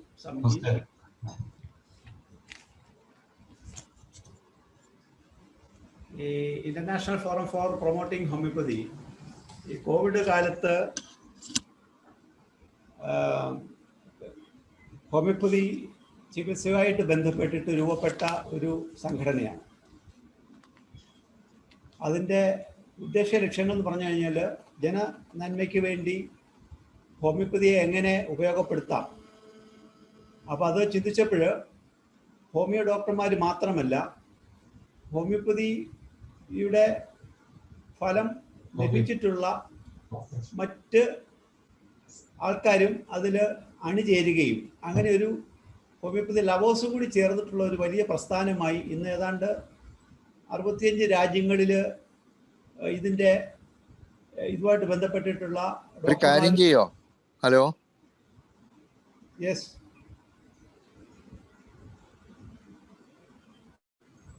ഇതുമായിട്ട് ബന്ധപ്പെട്ടിട്ട് 65 രാജ്യങ്ങളിൽ ഡോക്ടർമാരും ഹോമിയോപ്പതി ലവേഴ്സും കാതോർത്ത് ഇരിക്കുകയും വൈകിട്ട് എല്ലാ ദിവസവും വൈകുന്നേരം 8:30 ആകുമ്പോഴത്തേക്ക് തുടങ്ങുന്ന സൂം സെഷൻ ഏതാണ്ട് 10 മണിയോളം നീണ്ടു നിൽക്കുന്ന ചർച്ചകളും വർക്ക്ഷോപ്പുകളും സെമിനാറുകളും ക്ലാസ്സുകളുമായി അങ്ങനെ 300 ദിവസം ഇന്ന് തികയുന്ന ദിനമാണ്. അതൊരു 3 ദിവസം നീണ്ടു നിൽക്കുന്ന ആഘോഷ പരിപാടിയായിട്ട് ഞങ്ങൾ സംഘടിപ്പിച്ചിരിക്കുകയാണ്. അതിൻ്റെ ഭാഗമായിട്ട് ജനപ്രതിനിധികളെയും സമൂഹ നന്മയിൽ നിൽക്കുന്ന വിവിധ മേഖലയിലുള്ള ജനപ്രതിനിധികളും അല്ലാത്തവരെയും ഉൾപ്പെടുത്തിക്കൊണ്ട് ഒരു 3 ദിവസത്തെ ആഘോഷ പരിപാടി ഇന്ന് ഉച്ചയ്ക്ക് നമ്മുടെ ഹെൽത്ത് മിനിസ്റ്റർ വീണ ജോർജ് ശ്രീമതി മിനിസ്റ്റർ ഇനാഗ്രേറ്റ് ചെയ്തിട്ട് വിവിധ മേഖലയിലുള്ള MP-മാരും MLA-മാരും നിരന്തരം ചർച്ചയിൽ പങ്കെടുത്തുകൊണ്ടിരിക്കുന്ന വേളയിലാണ് സ്വാമിജിയെ ഈ ഒരു സമയത്ത് ഞങ്ങൾ വെൽക്കം ചെയ്യാൻ വേണ്ടി തീരുമാനിച്ചിരിക്കുന്നത്. അപ്പോൾ അതിന് മുന്നോടിയായിട്ട് ചില കാര്യങ്ങൾ ധരിപ്പിക്കേണ്ടതായിട്ടുണ്ട്. കാരണം കോവിഡ് ചികിത്സയുമായിട്ട് ബന്ധപ്പെട്ട് പൊത്തങ്കോട് ആശ്രമവുമായിട്ട് ബന്ധപ്പെട്ടിട്ട് വലിയ പ്രവർത്തനങ്ങൾ നടക്കുന്നതായിട്ട് പത്രധാരയും അല്ലാതെയും, പ്രത്യേകിച്ച് വള്ളക്കടവ് ജുമാ മസ്ജിദിലെ സൈഫുദ്ദീൻ ഹാജി, അതുപോലെ തന്നെ അബ്ദുൽ ഗഫാർ മൗലവി, ഷുഹൈബ് മൗലവി ഒക്കെ സ്വാമിജിയുടെ പ്രവർത്തനങ്ങളെ കുറിച്ച് നിരന്തരം ഞങ്ങളെ ധരിപ്പിച്ചുകൊണ്ടിരിക്കുകയാണ്. കോവിഡ്-19 മഹാമാരി പൊട്ടിപ്പുറപ്പെട്ട നാളെ ഇതൊരു പുതിയ വൈറസ് ആണെന്നും ഇതൊരു പുതിയ രോഗമാണെന്നും പുതിയ മരുന്ന് വന്നെങ്കിൽ മാത്രമേ ഇതിന് ചികിത്സയുള്ളൂ എന്നും ജനങ്ങളെ തെറ്റിദ്ധരിപ്പിച്ചുകൊണ്ടാണ് വേൾഡ് ഹെൽത്ത് ഓർഗനൈസേഷൻ രംഗത്ത് വരികയും അതിൽ ഇതര ചികിത്സാ ശാസ്ത്രങ്ങളെ മൊത്തത്തിൽ സൈഡ് ലൈൻ ചെയ്തുകൊണ്ട്, പ്രത്യേകിച്ചും ഹോമിയോപ്പതിയെ സൈഡ് ലൈൻ ചെയ്തുകൊണ്ടാണ് അവർ ഇന്നും മുന്നേറിയിരിക്കുന്നത്. അപ്പോൾ ഏതാണ്ട് 15,000 ഹോമിയോ ഡോക്ടർമാർ കേരളത്തിൽ പ്രാക്ടീസ് ചെയ്യുന്നുണ്ട്. 1000-ൽ പരം ഡിസ്പെൻസറികളും അതുപോലെ തന്നെ താലൂക്ക് 30-35 താലൂക്ക് ആശുപത്രികളും ഒക്കെയുള്ള ഒരു സ്ഥിതിവിശേഷത്തിൽ പോലും കോവിഡിനെ ചികിത്സിക്കാൻ ഇന്നും കേരളത്തിൽ നമ്മുടെ ഹോമിയോ ഡോക്ടർമാർക്ക് സാധിച്ചിട്ടില്ല എന്നുള്ളതാണ്. ഗുരുവിൻ്റെ ശ്രദ്ധയിൽ ഞങ്ങൾ സുപ്രീം കോടതിയിൽ പോയി ഒരു ഓർഡർ വാങ്ങിയിട്ടുള്ളതായിട്ട് ശ്രദ്ധയിൽപ്പെട്ടിട്ടുണ്ടെന്നാണ് ഞാൻ കരുതുന്നത്. അപ്പോൾ ഹൈക്കോടതിയിൽ സുപ്രീം കോടതിയിൽ പോയിട്ട് ഞങ്ങൾക്ക് ഓർഡർ കിട്ടിയിട്ടും ഇതുവരെയും ചികിത്സിക്കാനായിട്ട് സംസ്ഥാന സർക്കാർ ഞങ്ങൾക്ക് അല്ലെങ്കിൽ ഞങ്ങളുടെ ആശുപത്രികളിൽ അതിനുള്ള സംവിധാനം ഒരുക്കുകയോ, ഈവൻ ഞങ്ങളുടെ ഹോമിയോ മെഡിക്കൽ കോളേജ്, ഏതാണ്ട് 5 ഹോമിയോ മെഡിക്കൽ കോളേജുള്ളത് ഗവൺമെൻറ് തലത്തിലുള്ള 2 ഹോമിയോ മെഡിക്കൽ കോളേജ് ഇപ്പോഴും ഫസ്റ്റ് ലൈൻ ട്രീറ്റ്മെൻറ്റ് സെൻ്ററായിട്ട് തുടരുകയാണ്.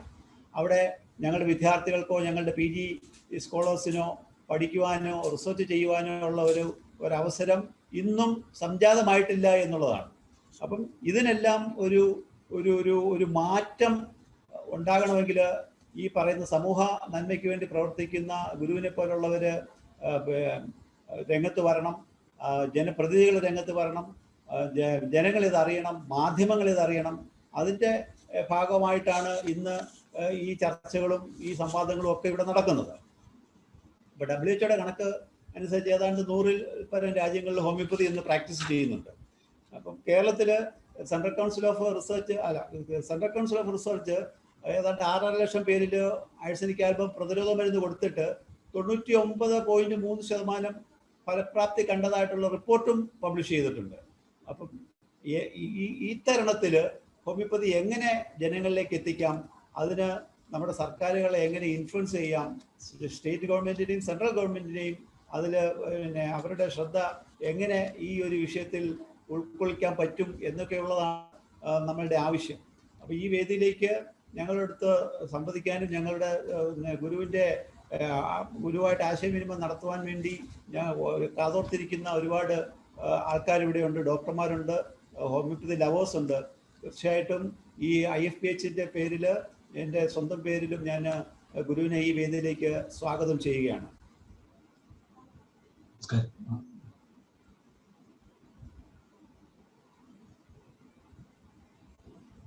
കേൾക്കാമോ? ഞാൻ പറയുന്നത് കേൾക്കാമോ? കേൾക്കാം. ഓക്കെ. ഞാൻ സംസാരിക്കേണ്ടപ്പോൾ സാറ് പറയണം. പറയുമ്പോൾ ഞാൻ പറയാം. സംസാരിക്കാം. ഗുരുവിന് സംസാരിച്ച് തുടങ്ങാം. എത്ര സമയമാണ് നമ്മൾ സംസാരിക്കാനുള്ള ഒരു സമയപരിധി?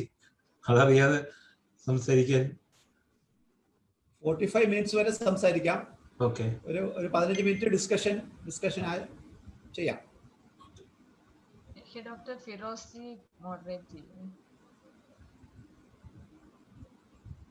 വളരെ നന്ദി ഡോക്ടർ റഹിയ.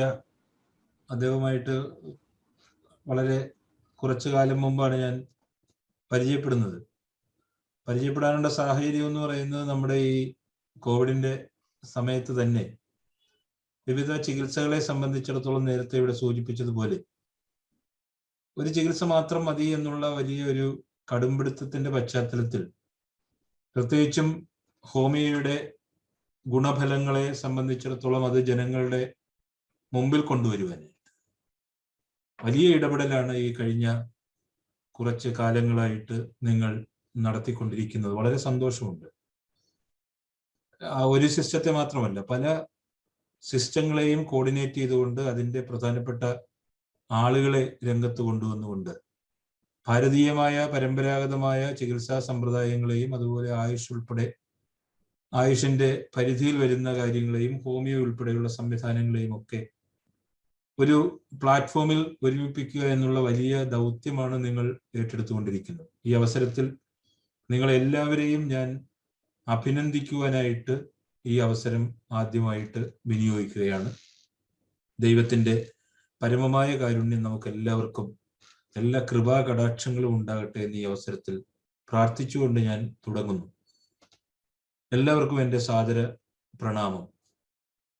നമുക്കറിയാം, COVID-19 മഹാമാരിയുടെ രണ്ടാം തരംഗം ഏതാണ്ട് കഴിയുന്ന സാഹചര്യത്തിലൂടെയാണ്. മൂന്നാം തരംഗത്തിലേക്ക് നമ്മൾ കാലൂന്നിക്കിരിക്കുന്നു എന്ന് പറയുന്നു. പല രൂപത്തിലും ഭാവത്തിലുമൊക്കെ ജനങ്ങളെ ഇത് ബാധിക്കുന്നു എന്ന് പറയുന്നു. പാർശ്വഫലങ്ങൾ പല നിറത്തിലുള്ള ഫംഗസുകളുടെ പേരിൽ ഒക്കെ അനുദിനം നാം കേട്ടും കണ്ടുമൊക്കെ ഇരിക്കുകയാണ്. ഓരോ ദിവസവും പുതിയ പുതിയ വകഭേദങ്ങൾ വരുന്നു, റിപ്പോർട്ടുകൾ വരുന്നു. പല വകഭേദങ്ങളെ സംബന്ധിച്ചിടത്തോളം പ്രതീക്ഷിച്ച തരത്തിലുള്ള പ്രത്യാഘാതങ്ങൾ അങ്ങനെ ഉണ്ടായിട്ടില്ലെങ്കിൽ തന്നെയും ഇതിന്റെ മൂന്നാം തരംഗത്തെക്കുറിച്ച് നമ്മളെല്ലാവരും വളരെ വലിയ ആശങ്കയിൽ എത്തിയിരിക്കുകയാണ്. ഓരോ പ്രദേശത്തിന്റെയും കാലാവസ്ഥയ്ക്കനുസരിച്ച് കോവിഡിൽ പരിണാമ മാറ്റം ഉണ്ടായിക്കൊണ്ടിരിക്കുന്നു എന്ന് പറയുന്നു. ലോകരാഷ്ട്രങ്ങളെല്ലാം തന്നെ ഇന്ന് കോവിഡിന്റെ പല ഭേദങ്ങളുടെയും വിവിധ മുഖങ്ങൾ ദർശിച്ചവരാണ്. അതിന്റെ കരാളഹസ്തത്തിലൂടെ യാത്ര ചെയ്തവരും ഇപ്പോ യാത്ര ചെയ്തുകൊണ്ടിരിക്കുന്നവരുമാണ്. ഇതുവരെ ലോകത്ത് കണക്കാക്കിയിട്ടുള്ളത് ഏകദേശം 18 കോടിയിൽ പരം ആളുകളെ ഇത് ബാധിക്കുകയും 39 ലക്ഷത്തിൽ പരം ആളുകൾ മരണപ്പെടുകയും ചെയ്തതായിട്ട് കണക്ക്. ഇന്ത്യയിൽ തന്നെ 3 കോടിയിലധികം ആളുകളെ ഇത് ബാധിച്ചിരിക്കുന്നു എന്ന് പറയുന്നു. മരണത്തിന്റെ കണക്ക് സർക്കാർ രേഖകൾ പറയുന്നത് 4 ലക്ഷത്തിനടുത്താണ്. ദിവസവും കേസുകൾ റിപ്പോർട്ട് ചെയ്യപ്പെട്ടുകൊണ്ടിരിക്കുകയാണ്.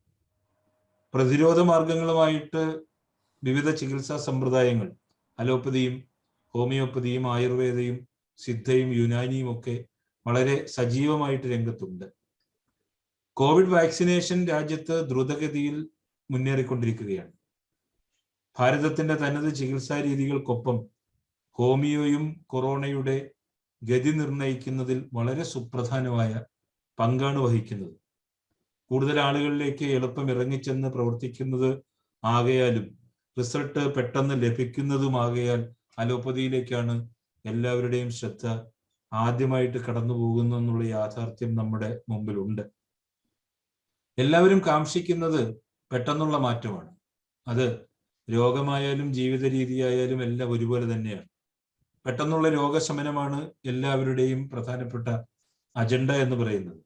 പെട്ടെന്ന് റിസൾട്ട് ലഭിക്കുന്നത്, കൂടുതൽ ജനകീയമായത് അലോപ്പതിയാണ് എന്ന് ആ നിലയിൽ നമുക്കറിയാം. ആരോഗ്യരംഗത്ത് പ്രഥമ ഗണനീയമായി തീർന്നതിന്റെ ഒരു കാരണമെന്ന് പറയുന്നത് ഇമ്മീഡിയറ്റ് ആയിട്ട് നമുക്ക് അപ്പോൾ തന്നെ കിട്ടുന്ന റിസൾട്ടാണെന്ന് വേണമെങ്കിൽ പറയാം. എന്നാൽ ഹോമിയോപ്പതിയും പ്രഥമ ഗണനീയം തന്നെയാണ്. ഇപ്പോൾ ശാന്തിഗിരി ആശ്രമത്തോടനുബന്ധിച്ച് ഏതാണ്ട് ഒരു 6-ൽ പരം ഹോമിയോ ഡോക്ടർമാർ നമ്മുടെ ഹോസ്പിറ്റലിൽ വർക്ക് ചെയ്യുന്നുണ്ട്. ഒരു ഹോമിയോ മാത്രമായിട്ടൊരു ഫാർമസി നമ്മുടെ ആശ്രമത്തിന്റെ മെയിൻ റോഡിൽ പ്രവർത്തിക്കുന്നുണ്ട്. വളരെ വലിയ തിരക്കാണ് ഈ കൊറോണ കാലഘട്ടത്തിൽ അവിടെ അനുഭവപ്പെട്ടുകൊണ്ടിരിക്കുന്നത്. പ്രത്യേകിച്ചും അലോപ്പതിയെ അപേക്ഷിച്ച് ഹോമിയോയ്ക്ക് തിരക്ക് കുറവാണ് എന്ന് നമുക്ക് പറയാം. പക്ഷേ കൊറോണ കാലത്ത് 2ാം സ്ഥാനത്തെങ്കിലും എത്തിച്ചേരുവാനായിട്ട് ഹോമിയോപ്പതിക്ക് സാധിച്ചു എന്ന് മനസ്സിലാക്കുവാനായിട്ട് സാധിച്ചു. ഡോക്ടർ റഹിയ നേരത്തെ സൂചിപ്പിച്ചു, ഈ കോവിഡിന്റെ ഈ 2ാം തരംഗത്തിൽ ഒരുപാട് കാര്യങ്ങൾ നമ്മുടെ ഭാഗത്തുനിന്ന്, ആശ്രമത്തിന്റെ ഭാഗത്തുനിന്ന് ചെയ്തു എന്ന് പറയുമ്പോൾ അതിന് പ്രധാനമായിട്ടും കേരളത്തിൽ ഉടനീളം ഹോമിയോ മരുന്നുകൾ, ആഴ്സനിക് ആൽബം പോലെയുള്ള മരുന്നുകൾ ഓരോ വീടുകളിലും കൊണ്ടെത്തിക്കുവാനായിട്ട് നമ്മുടെ ആശ്രമത്തിന്റെ ഒരു കമ്മ്യൂണിറ്റിയുമായിട്ട് ബന്ധപ്പെട്ട് പല വീടുകളിലും എത്തിക്കുവാനും വളരെ അഭൂതപൂർവമായ ഗുണഫലങ്ങൾ, പ്രതിരോധം സൃഷ്ടിക്കുവാൻ, അത്ഭുതകരമായിട്ട് സൃഷ്ടിക്കുവാനും സാധിച്ചതിൽ ഈ അവസരത്തിൽ അത് എടുത്തു പറയുവാനായിട്ട് ഞാൻ ആഗ്രഹിക്കുന്നു. കോവിഡ് ചികിത്സയിൽ ഹോമിയോപ്പതി എന്ന ചികിത്സാ ശാസ്ത്രയുടെ ഫലസിദ്ധിയെക്കുറിച്ച് നമ്മുടെ മുൻ ആരോഗ്യമന്ത്രി KK ശൈലജ ടീച്ചർ അവർ നടത്തിയ പരാമർശങ്ങൾ അലോപ്പതി ഡോക്ടർമാരുടെ സമൂഹത്തിൽ നിന്നും കടുത്ത പ്രതിഷേധങ്ങളും വിമർശനങ്ങളും ക്ഷണിച്ചു വരുത്തിയിരുന്നു.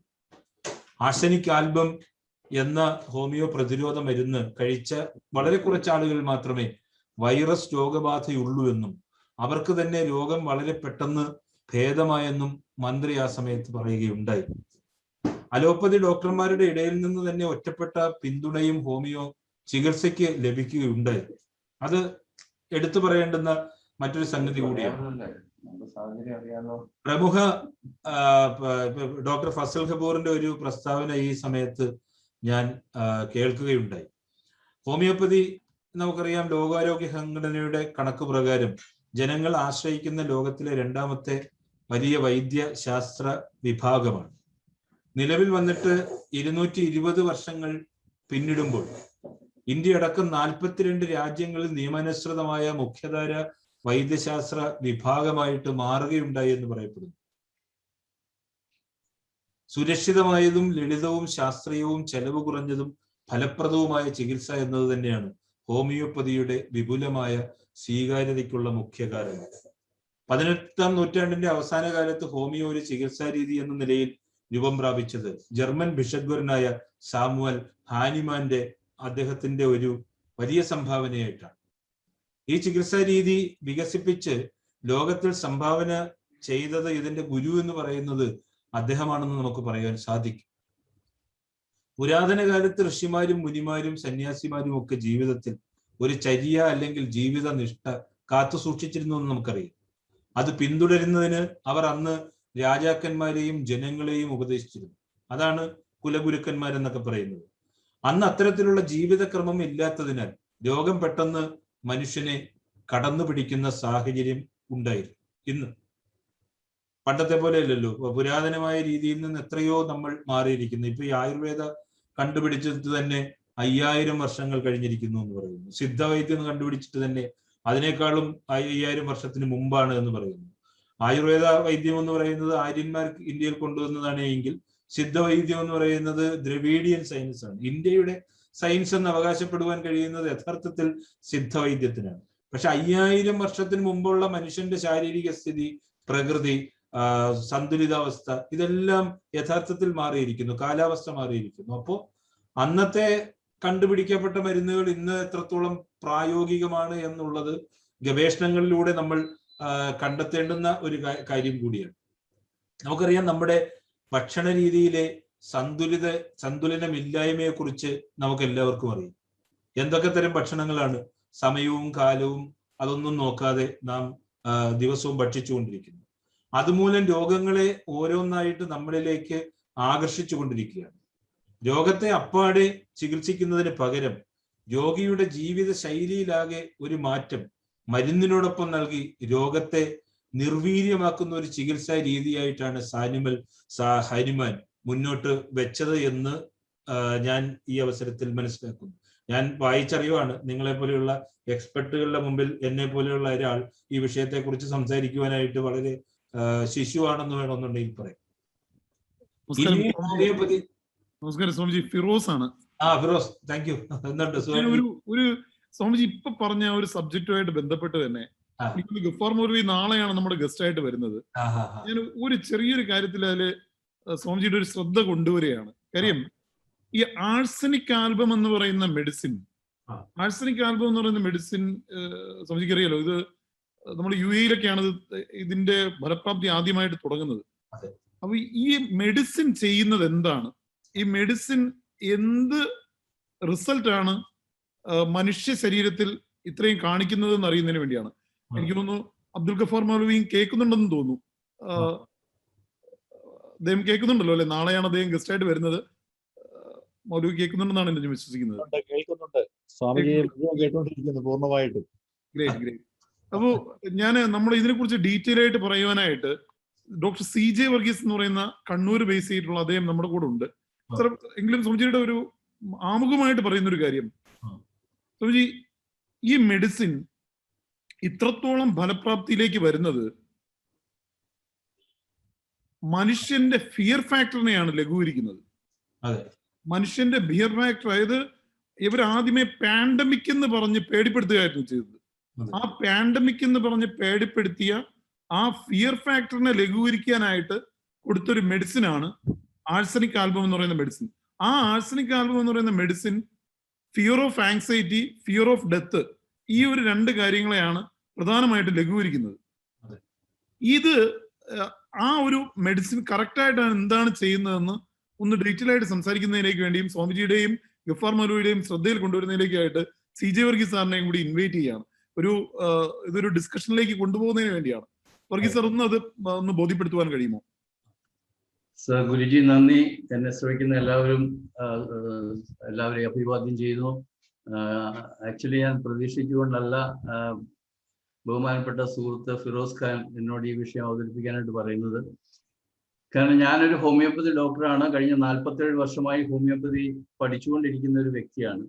അതിലൂടെ കഴിഞ്ഞ 10 വർഷമായിട്ടൊരു പുതിയ ശാസ്ത്രവും കൂടി ഞാൻ പഠിച്ചു. ഈ വിഷയം അറിയപ്പെടുന്നത് ജർമ്മൻ ന്യൂ മെഡിസിൻ എന്നാണ്. അപ്പൊ ഇതിനെക്കുറിച്ച് വ്യക്തമായി അറിയുന്ന ഫിറോസ് ആണ് എന്നോട് ഈ വിഷയത്തെക്കുറിച്ച് സംസാരിക്കാൻ പറയുന്നത്. ഞാൻ നാഗപ്പൂരിൽ ഒരു സെമിനാർ നടത്തിക്കൊണ്ടിരിക്കുമ്പോഴാണ് അന്ന് താമസിച്ചിരുന്ന ഹോട്ടലിൽ 19-ാം തീയതി ജാനുവരി 19-ാം തീയതി വന്ന ന്യൂസ് പേപ്പറിലാണ് വുഹാനിലെ വൈറസിനെ കുറിച്ച് പറഞ്ഞത്. അന്നത്തെ 300ഓളം പേര് പങ്കെടുത്ത ആ സെമിനാറിൽ ഞാൻ പറഞ്ഞിരുന്നു, ഇനി ഹോമിയോപ്പതിക്കാരെല്ലാവരും ആഴ്സനിക് ആൽബാണ് ഞങ്ങളുടെ പ്രതിരോധം എന്ന് പറയും. കാരണം ഈ അടുത്ത കാലത്ത് എൻ്റെ ഓർമ്മയിലുള്ള ചിക്കൻ ഗുനിയ മുതൽ ഡെങ്കിപ്പനി മുതൽ ഏത് വന്നു കഴിഞ്ഞാൽ നമുക്കൊരു പ്രതിരോധ മരുന്നുണ്ട്, അത് ആഴ്സനിക്കാണ്.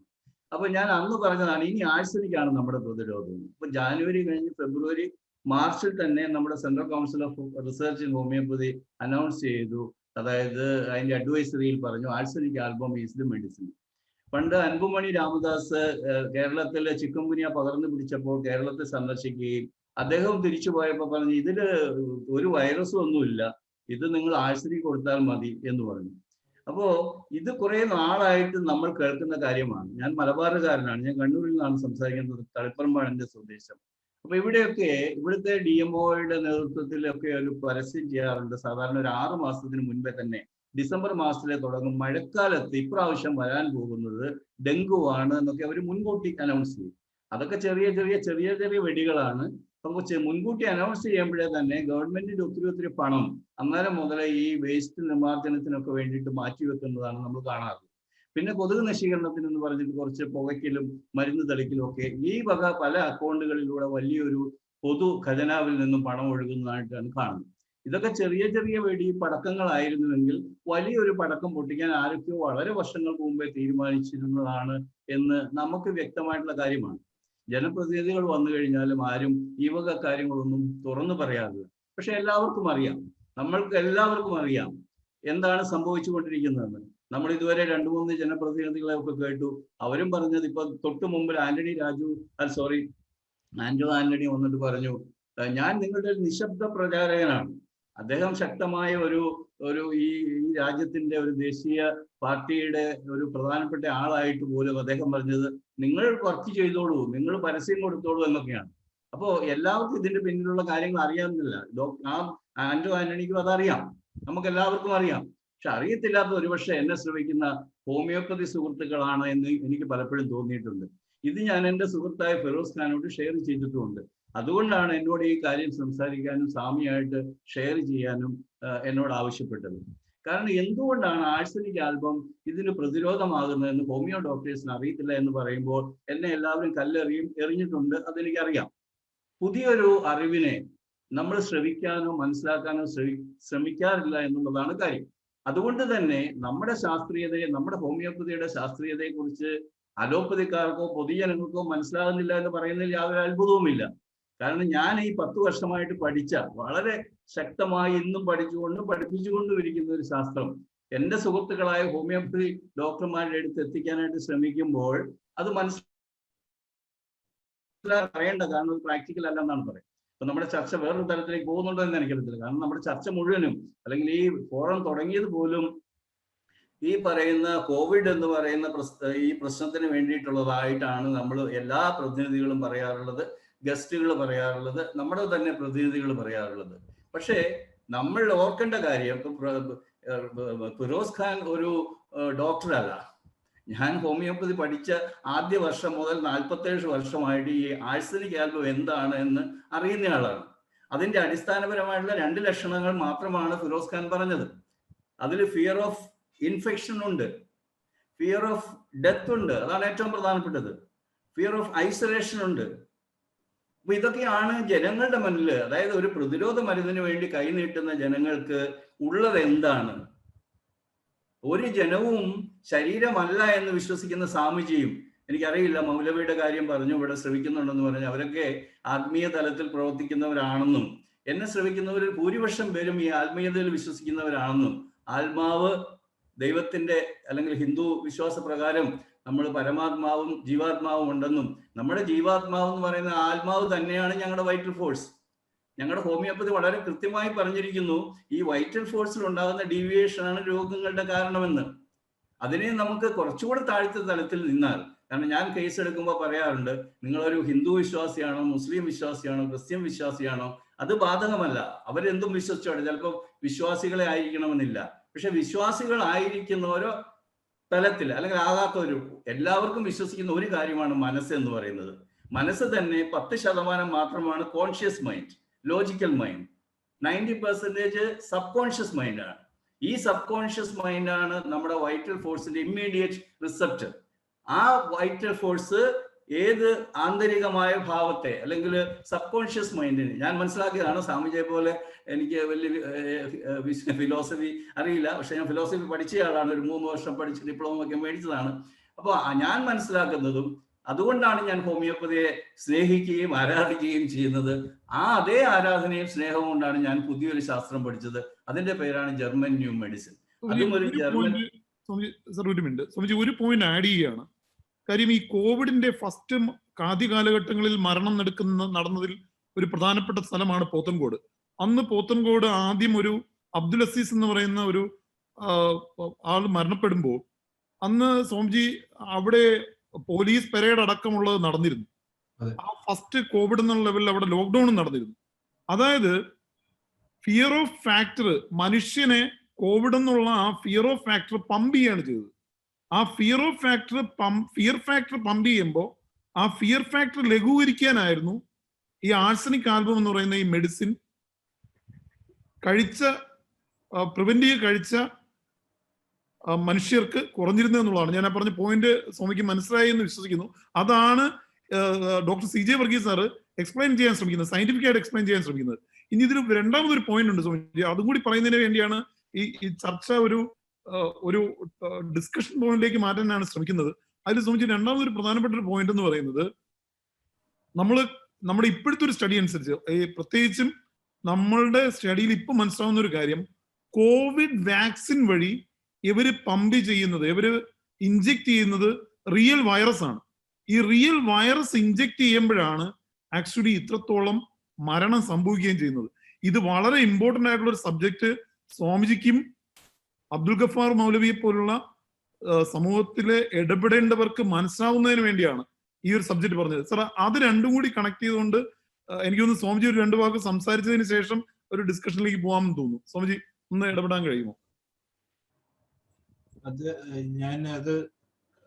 അതിന്റെ ഒരു കാര്യത്തെക്കുറിച്ച് ഇതിന്റെ സംസാരത്തിന് ശേഷം നമുക്ക് ചർച്ച ചെയ്യാമെന്നാണ് ഞാൻ വിചാരിച്ചത്. പക്ഷെ ഇടയ്ക്ക് നമ്മൾ അദ്ദേഹം സംസാരിക്കുന്നത് കേട്ടു. അത് നമ്മുടെ ചിന്തയിൽ ചില മാറ്റങ്ങൾ വരുത്തുവാനായിട്ട് പര്യാപ്തമാണെന്ന് ഞാൻ വിചാരിക്കുന്നു. നേരത്തെ ഫിറോസ് ഇവിടെ പറഞ്ഞ കാര്യങ്ങൾ, നേരത്തെ പോത്തങ്കോട് ഉണ്ടായ കാര്യങ്ങളെ കുറിച്ച് പറഞ്ഞു. അബ്ദുൾ അസീസ് എന്ന് പറയുന്ന വ്യക്തിക്ക് കോവിഡ് ഉണ്ടാവുകയും അദ്ദേഹം ഒരു വിവാഹത്തിൽ പങ്കെടുത്തു. അവിടെ 2000-ഓളം ആളുകൾ ആ വിവാഹത്തിൽ പങ്കെടുത്തിരുന്നു, ഒരു ഓഡിറ്റോറിയത്തിൽ. ആ വിവാഹത്തിൽ ഞാനും പോയിരുന്നു. അപ്പൊ അത് കഴിഞ്ഞതിന് ശേഷം ആരൊക്കെ വിവാഹത്തിൽ പങ്കെടുത്തോ അദ്ദേഹത്തിന്റെ സമ്പർക്ക പട്ടിക തയ്യാറാക്കിയ സമയത്ത് അറിയപ്പെടുന്ന ചില ആളുകൾ എൻ്റെ പേരും അതിനകത്ത് വരികയുണ്ടായി. അതിനുശേഷം പിന്നെ എനിക്ക് തന്നെ ഒരുപാട് ആളുകൾ വിളിക്കുകയും ഞാൻ താമസിക്കുന്ന പ്രദേശത്ത് തന്നെ എന്ന് പറയുന്നത് എന്നെ ഒരു കല്യാണത്തിൽ ഇങ്ങനെ കോവിഡിന്റെ ഒരു വാഹകനാണെന്നൊക്കെയുള്ള നിലയിൽ ഇങ്ങനെ ഒരു ചർച്ചയൊക്കെ നടക്കുകയുണ്ടായി. അപ്പൊ അതിനുശേഷമാണ് ഫിറോസ് പറഞ്ഞ പോലെയുള്ള ഒരു പരേഡ് ഇവിടെ നടക്കുകയും ആളുകൾക്ക് അകാരണമായ തരത്തിലുള്ള ഭീതി ജനിപ്പിക്കുന്ന തരത്തിലുള്ള പ്രവർത്തനങ്ങളും ഒക്കെ പല നിലകളിൽ ഉണ്ടായി. അപ്പൊ അതിനകത്ത് ഇപ്പം ഈ മരുന്നിന്റെ സാങ്കേതികതയെ കുറിച്ച് എനിക്കറിയില്ല. പക്ഷെ ഇപ്പൊ ഹോമിയോപ്പതി എന്ന് പറയുന്ന അതായത് നമ്മുടെ വാക്സിൻ കണ്ടുപിടിക്കുന്നതിന് മുമ്പ് തന്നെ ആളുകളുടെ മനസ്സിൽ കോവിഡിന് പ്രതിവിധിയുണ്ട്, അത് പ്രധാനമായും ഹോമിയോയിലാണ് എന്ന് ഉള്ളത് എത്ര വലിയ തിരസ്കരണത്തിന്റെയും അല്ലെങ്കിൽ എത്ര വലിയ നിരാകരണത്തിന്റെയും അവസ്ഥയിൽ തന്നെ സാധാരണക്കാരായിട്ടുള്ള ആളുകൾക്ക് മനസ്സിലാക്കുവാൻ കഴിഞ്ഞു എന്നുള്ളത് കേരളത്തിൽ കോവിഡ് വ്യാപനത്തിന്റെ തോത് കുറയ്ക്കുന്നതിന് വളരെ വലിയ സഹായം ചെയ്തിട്ടുണ്ട് എന്ന് അടിസ്ഥാനപരമായിട്ട് എന്നെ പോലെ ഒരാളുടെ മനസ്സിൽ പറയാൻ കഴിയും. കാരണം ഞാനും കോവിഡ് ബാധിച്ച് അത് കഴിഞ്ഞതിന് ശേഷം കോവിഡ് ബാധിച്ച ഒരാളാണ് ഞാൻ ആദ്യം എനിക്ക് കോവിഡ് വന്നു കഴിഞ്ഞിട്ട് അത് ന്യൂമോണിയ ആയിട്ട് മാറി. ഞാൻ ആദ്യം മെഡിക്കൽ കോളേജിൽ പോയി, പിന്നെ അവിടുന്ന് പിന്നെ കിംസിലേക്ക് മാറി. അവിടെ ഒരു 10 ദിവസത്തിലെ അകമെന്ന് പറയുന്ന 10 ദിവസം അവിടെ ഞാൻ കിടക്കുകയുണ്ടായി. പക്ഷെ ഈ പറയുന്ന പോലെ ന്യൂമോണിയയുടെ ഒരു ബോർഡർ ലൈൻ ആയിരുന്നുകൊണ്ട് വലിയ കോംപ്ലിക്കേഷൻസിലേക്കൊന്നും പോയില്ല. പക്ഷെ എപ്പോഴും എനിക്കറിയാം ഞാൻ എന്താണ് കഴിക്കുന്നതെന്നുള്ളതും എന്താണ് എൻ്റെ രോഗം മാറ്റിയതെന്നുള്ളതിനെ സംബന്ധിച്ചിടത്തോളം വലിയ കോൺഫിഡൻസ് എനിക്കുണ്ടായിരുന്നു. അപ്പൊ ഈ വിഷയത്തെക്കുറിച്ച് പല സ്ഥലത്തും സംസാരിക്കുന്ന സമയത്തും ഈ ഡോക്ടർ യഹിയ എന്നെ വിളിക്കുന്ന സമയത്തും ഒക്കെ ഇപ്പോഴല്ല, ഇതിന്റെ ഒരു കോംപ്രഹെൻസീവ് ഒരു പ്ലാറ്റ്ഫോം ഉണ്ടാക്കണമെന്ന് അദ്ദേഹം പറഞ്ഞ സമയത്തും എനിക്ക് അതിനകത്ത് കൂടുതൽ ഇൻവോൾവ് ചെയ്യാൻ ഞാൻ അദ്ദേഹം വിളിച്ച മീറ്റിങ്ങിൽ എനിക്കൊന്ന് പോകാനായിട്ട് സാധിച്ചില്ല. ഞാൻ ക്വാറന്റൈനിൽ ഇരിക്കുകയായിരുന്നു. നമ്മുടെ 2-3 പ്രതിനിധികളെ ഞാൻ അദ്ദേഹം സംഘടിപ്പിച്ച ആ മീറ്റിങ്ങിൽ അയക്കുകയുണ്ടായി. അവര് തിരിച്ചു വന്നിട്ടും പറഞ്ഞതും ഈ പറയുന്ന നേരത്തെ പറഞ്ഞ പോലെ നമ്മൾ ഈ ഭീതി എന്ന് പറയുന്ന ഒരു കാര്യം വ്യാപകമായ തരത്തിൽ ആളുകളുടെ ഇടയിലേക്ക് ഭീതി ജനിപ്പിക്കുന്ന തരത്തിലുള്ള പലതരത്തിലുള്ള കാര്യങ്ങൾ പല മേഖലകളിൽ നിന്നും, അത് ഇന്ന മേഖലകളിൽ നിന്നും നമുക്ക് പറയാൻ സാധിക്കില്ല എന്ന് പറയാൻ സാധിക്കില്ലെങ്കിൽ തന്നെ പല പ്രകാരങ്ങളിൽ പല സ്ഥലങ്ങളിൽ നിന്നും അത് വന്ന സമയത്ത് ഇതിന് പ്രതിരോധം സൃഷ്ടിക്കുവാൻ ഹോമിയോയ്ക്ക് കഴിയുമെന്ന് ഉണ്ടാക്കിയ ഇമ്പാക്ട്, പ്രത്യേകിച്ചും അത് നിങ്ങളെ പോലെയുള്ള നമ്മളുടെ ഒന്നും കോൺട്രിബ്യൂഷൻ ഒന്നും അതിനകത്ത് വലിയ നിലയിലില്ല. ഈ പ്ലാറ്റ്ഫോമിൽ വന്നിരിക്കുന്ന ഡോക്ടർ രഹി ഉൾപ്പെടെ ഡോക്ടർ മനോജ് ഒക്കെ ഉൾപ്പെടെയുള്ള ആളുകൾ, ഒരുപാട് എല്ലാവരെയും ഞാൻ കാണുന്നില്ല, കുറച്ച് അങ്ങനെ നിങ്ങളെ പോലെയുള്ള ആളുകളുടെ വലിയ ഇടപെടലുകൾ, ഗൾഫിലൊക്കെ ഉള്ള ഇടപെടൽ, നേരത്തെ ഡോക്ടർ വർഗീസ് സംസാരിച്ചതുപോലെ ഗൾഫിലൊക്കെ ഉള്ള ആളുകളുടെ ഡോക്ടർമാരുടെ ഒക്കെ ഇടപെടൽ. ദുബായിലൊക്കെ ഇരുന്ന ഒരു ഡോക്ടർ എന്നോട്, നമ്മുടെ cameraman S Kumar, cinema photographer, അദ്ദേഹം എന്നോട് പറയുകയുണ്ടായി ദുബായിലെ ഒരു ഡോക്ടറെ കുറിച്ച്. ഞാൻ അദ്ദേഹത്തെ എനിക്ക് വ്യക്തിപരമായി ഡോക്ടർ വർഗീസ് ആണോ ആരാണെന്ന് എനിക്കറിയില്ല, കണ്ണൂരാണെന്ന് തോന്നുന്നു അല്ലെ അദ്ദേഹത്തിന്റെ സ്ഥലം.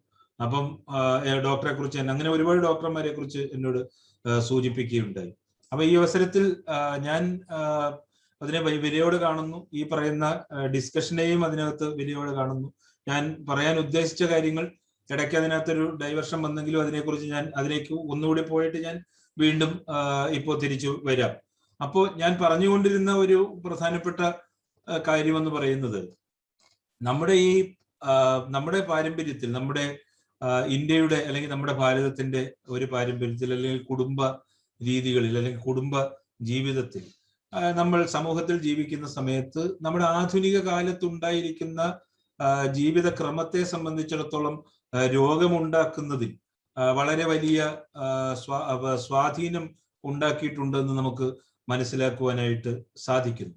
നമ്മുടെ ജീവിത ശൈലിയിലുള്ള അനാരോഗ്യപരമായിട്ടുള്ള ഇടപെടലുകൾ രോഗങ്ങളെ ഓരോന്നായിട്ടുള്ള നിലയിൽ നമ്മളിലേക്ക് ആകർഷിച്ചു കൊണ്ടിരിക്കുന്നു എന്ന് പറയപ്പെടുന്നു.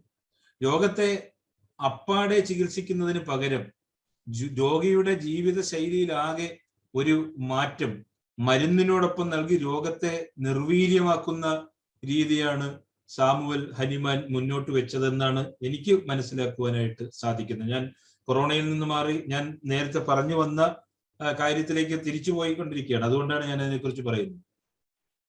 നമുക്ക് ഹോമിയോപ്പതിയുടെ ഒരു ചരിത്രം നിങ്ങൾക്ക് എല്ലാവർക്കും അറിയാവുന്നതാണ്. പക്ഷെ ഞാനത് ഒന്ന് വായിക്കുന്ന സമയത്ത്, ഈ മീറ്റിങ്ങിന് വേണ്ടിയിട്ട് വായിക്കുന്ന സമയത്ത് എന്റെ ശ്രദ്ധയിൽപ്പെട്ട ഒരു കാര്യങ്ങൾ കുറച്ചു ആധികാരികമായിട്ട് നിങ്ങളോട് പങ്കുവെക്കുവാനായിട്ട് സാധിക്കുന്നു. എന്റെ ഭാഗത്തു നിന്ന് വരുന്ന എന്തെങ്കിലും പോരായ്മകളോ തിരുത്തലുകളോ ഒക്കെ ഉണ്ടെങ്കിൽ നിങ്ങൾ എന്റെ സംസാരത്തിനിടയിലോ അത് കഴിഞ്ഞിട്ടോ നിങ്ങൾ അതിനെ കൗണ്ടർ ചെയ്യണമെന്ന് കൂടി ഞാൻ പറയുന്നു.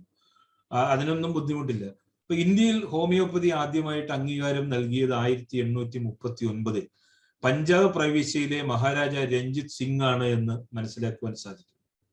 1943 ബംഗാൾ സർക്കാർ ഹോമിയോപ്പതിക്ക് ആദ്യമായിട്ട് ഒരു അധ്യയന വിഭാഗം ആരംഭിച്ചു എന്ന് പറയുന്നു. 1952 കേന്ദ്ര ആരോഗ്യമന്ത്രി ശ്രീമതി രാജകുമാരി അമൃത കൗർ അന്നത്തെ ആരോഗ്യ വകുപ്പ് സെക്രട്ടറി ചെയർമാനായി ഒരു അഡ്ഹോക് കമ്മിറ്റിക്ക് രൂപം നൽകി എന്ന് പറയപ്പെടുന്നു. ഇത് പിന്നീട് ആരോഗ്യ വകുപ്പിന്റെ കീഴിൽ ഏകോപിപ്പിച്ചു എന്നാണ് പറയപ്പെടുന്നത്. 20-ാം നൂറ്റാണ്ടിന്റെ ആരംഭത്തിൽ കേരളത്തിലെത്തിയ ക്രിസ്ത്യൻ മിഷണറിമാരാണ് ഇവിടെ ഹോമിയോപ്പതിയുടെ പ്രചരണത്തിന് തുടക്കമിട്ടത്.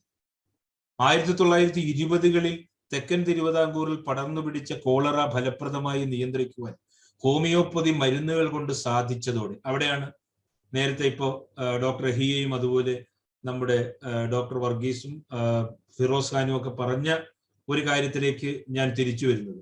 1920 തെക്കൻ തിരുവിതാംകൂറിൽ പടർന്നു പിടിച്ച കോളറ ഫലപ്രദമായി നിയന്ത്രിക്കുവാൻ ഹോമിയോപ്പതി മരുന്നുകൾ കൊണ്ട് സാധിച്ചതോടെ അന്നത്തെ രാജാവ് ശ്രീമൂലം തിരുനാളിന് ഈ വൈദ്യശാസ്ത്ര വിഭാഗത്തോട് മതിപ്പാവുകയും ശ്രീമൂലം പ്രജാസഭയിൽ അംഗമായിരുന്ന ഡോക്ടർ എം.എൻ. പിള്ള 1928 സഭയിൽ അവതരിപ്പിച്ച പ്രമേയം പാസ്സായതോടുകൂടി ഹോമിയോപ്പതിക്ക് ഔദ്യോഗികമായ അംഗീകാരമായി. അപ്പൊ നമ്മൾ ഇതിനകത്തുനിന്ന് മനസ്സിലാക്കേണ്ടത് യഥാർത്ഥത്തിൽ ഇന്നത്തെ ഒരു സമയത്ത് ഹോമിയോപ്പതി ഇങ്ങനെ ഒരു എന്താ പറയുക, ഒരു പാൻഡമിക് ഒരു സിറ്റുവേഷൻ വന്ന സമയത്ത് ഇത് കെട്ടിയിറക്കിയതല്ല. നേരത്തെ വളരെ വർഷങ്ങൾക്ക് മുമ്പ്, ഏതാണ്ട് ഒരു എന്താ പറയാ, ഒരു നൂറ്റാണ്ടിന് മുമ്പ് കേരളത്തിൽ ഒരു മഹാമാരി, കോളറ പോലെയുള്ള ഒരു മഹാമാരി വന്ന സമയത്ത് അത് ഫലപ്രദമാണെന്ന് തെളിയിക്കുവാൻ അല്ലെങ്കിൽ തെളിയിക്കപ്പെടുവാൻ ഇടയായ ഒരു സാഹചര്യമുണ്ട്. ആ സാഹചര്യത്തെ കൂടി കണ്ടുപോകണം. ലോകവ്യാപകമായിട്ട് ഈ വിഷയത്തെക്കുറിച്ചോ ഈ രോഗത്തെക്കുറിച്ചോ ഒക്കെ ഏതൊക്കെ തരത്തിലുള്ള പഠനങ്ങളും ഗവേഷണങ്ങളും ഇടപെടലുകളും നടക്കുന്ന സമയത്ത് തന്നെ നമ്മുടെ രാജ്യത്തെ സംബന്ധിച്ചിടത്തോളം അല്ലെങ്കിൽ നമ്മുടെ ഈ കൊച്ചു കേരളത്തെ സംബന്ധിച്ചിടത്തോളം ഇതിനു മുമ്പായി ഇങ്ങനെയൊരു മഹാമാരി കേരളത്തിൽ കോളറ പോലെ ഉണ്ടായ സമയത്ത് ഒരുപാട് മഹാമാരികൾ റിപ്പോർട്ട് ചെയ്യപ്പെട്ടിട്ടുണ്ടാകാം. പക്ഷെ അന്നത്തെ കോളറ ഉണ്ടായ സമയത്ത് സധൈര്യം രാജാവ് അത് ബോധ്യപ്പെട്ട സമയത്ത് രാജാവ് അത് ചികിത്സിക്കുവാനായിട്ട്, ഈ സിസ്റ്റം ചികിത്സിക്കുവാനായിട്ട് കേരളത്തിൽ അനുവാദം കൊടുക്കുകയും 1928 ശ്രീമൂലം പ്രജാസഭയിൽ അംഗീകരിച്ച അവതരിപ്പിച്ച പ്രമേയം പാസ്സായതോടുകൂടി ഹോമിയോപ്പതിക്ക് ഔദ്യോഗികമായ അംഗീകാരം ലഭിക്കുകയും ചെയ്തു എന്ന് പറയും. 1958 ആദ്യത്തെ ഹോമിയോ ഡിസ്പെൻസറി തിരുവനന്തപുരത്ത് ആരംഭിച്ചു. കേരളത്തിൽ സർക്കാർ ഹോമിയോ കോളേജിന്റെ പ്രവർത്തനം തുടങ്ങുന്നത് 1975 കോഴിക്കോടാണെന്ന് പറയുന്നു. ഹോമിയോപ്പതിയിൽ ഏഷ്യയിലെ തന്നെ 5.5 വർഷം ദൈർഘ്യമുള്ള ആദ്യത്തെ ബിരുദ കോഴ്സ് ആരംഭിക്കുന്നത് ഇവിടെ തന്നെയാണ്. 1983 തിരുവനന്തപുരത്ത് സർക്കാർ ഹോമിയോപ്പതി മെഡിക്കൽ കോളേജ് ആരംഭിച്ചു. മറ്റു വൈദ്യശാസ്ത്ര വിഭാഗങ്ങളെ പോലെ ഹോമിയോപ്പതിയെയും പ്രോത്സാഹിപ്പിക്കുന്നതിന് വേണ്ടി എല്ലാ പഞ്ചായത്തുകളിലും ഹോമിയോ ഡിസ്പെൻസറികൾ സ്ഥാപിക്കുക എന്ന നയം കൈക്കൊള്ളുന്നത് 1968 ഇന്ത്യയിലെ തന്നെ ഏതെങ്കിലും ഒരു സംസ്ഥാനത്ത് ഇത്തരം ഒരു നയം ഉണ്ടാകുന്നത് യഥാർത്ഥത്തിൽ ആദ്യമായിട്ടാണ്. ഹോമിയോ ചികിത്സ സാധാരണക്കാരിൽ എത്തിക്കുക, പ്രതിരോധ പരിപാടികൾ നടപ്പാക്കുക എന്നീ ലക്ഷ്യങ്ങൾ കൈവരിക്കുന്നതിന് വേണ്ടി 1973 ഇന്ത്യയിൽ ആദ്യമായി കേരള സർക്കാർ ഹോമിയോ വകുപ്പും പ്രത്യേക ഡയറക്ടറേറ്റും രൂപീകരിച്ചു. ചെറിയ കാര്യമല്ല. വളരെ വർഷങ്ങൾക്ക് മുമ്പ് നടന്നൊരു കാര്യത്തെക്കുറിച്ചാണ് ഞാൻ ഈ സംസാരിച്ചുകൊണ്ടിരിക്കുന്നത്. നമുക്കറിയാം, കൊറോണ എന്ന് പറയുന്നത് ഒരു വൈറസ് രോഗമാണ്. ജലദോഷം വരുമ്പോൾ ഉണ്ടാകുന്നത് പോലെയും പനി വരുമ്പോൾ ഉണ്ടാകുന്നത് പോലെയും ചില ലക്ഷണങ്ങളാണ് ഇത് കാണിക്കുന്നത്. പക്ഷെ നമ്മുടെ ശ്വസനനാളിയിലൂടെ ശ്വാസകോശത്തെ ബാധിക്കുമ്പോഴാണ് ഇവൻ ഭീകരനായി മാറുന്നത്. അപ്പോൾ വൈറസിനെ ചെറുക്കുന്നതിനുള്ള പ്രതിരോധ മരുന്നുകൾക്കാണ് എല്ലാ ശാസ്ത്രശാഖയും മുൻഗണന നൽകി ഇന്ന് പ്രവർത്തിക്കുന്നത്. ഇപ്പോ അലോപ്പതിയിലെ നമ്മുടെ വാക്സിൻ എന്ന് പറയുന്നത് പോലെ അതിന് ഏതാണ്ട് തത്തുല്യമായ നിലയിൽ, അത് എത്രത്തോളം അതിനോട് കിടപിടിക്കുമോ ഇല്ലയോ എന്നൊക്കെ ഉള്ളതിനെ സംബന്ധിച്ചിടത്തോളം പറയുവാനെന്ന് പറയുന്നത് എന്നെക്കാളും എത്രയോ ഗുരുതുല്യരായിട്ടുള്ള ആളുകൾ ഈ കോൺഫറൻസിൽ പങ്കെടുക്കുന്നുണ്ട്. പക്ഷെ എനിക്ക് പറയാൻ സാധിക്കുന്നത്, എന്റെ അനുഭവം എന്ന് പറയുന്നത് ഞാൻ ചികിത്സിച്ച അനുഭവമല്ല, ചികിത്സിക്കപ്പെട്ട അനുഭവമാണ്.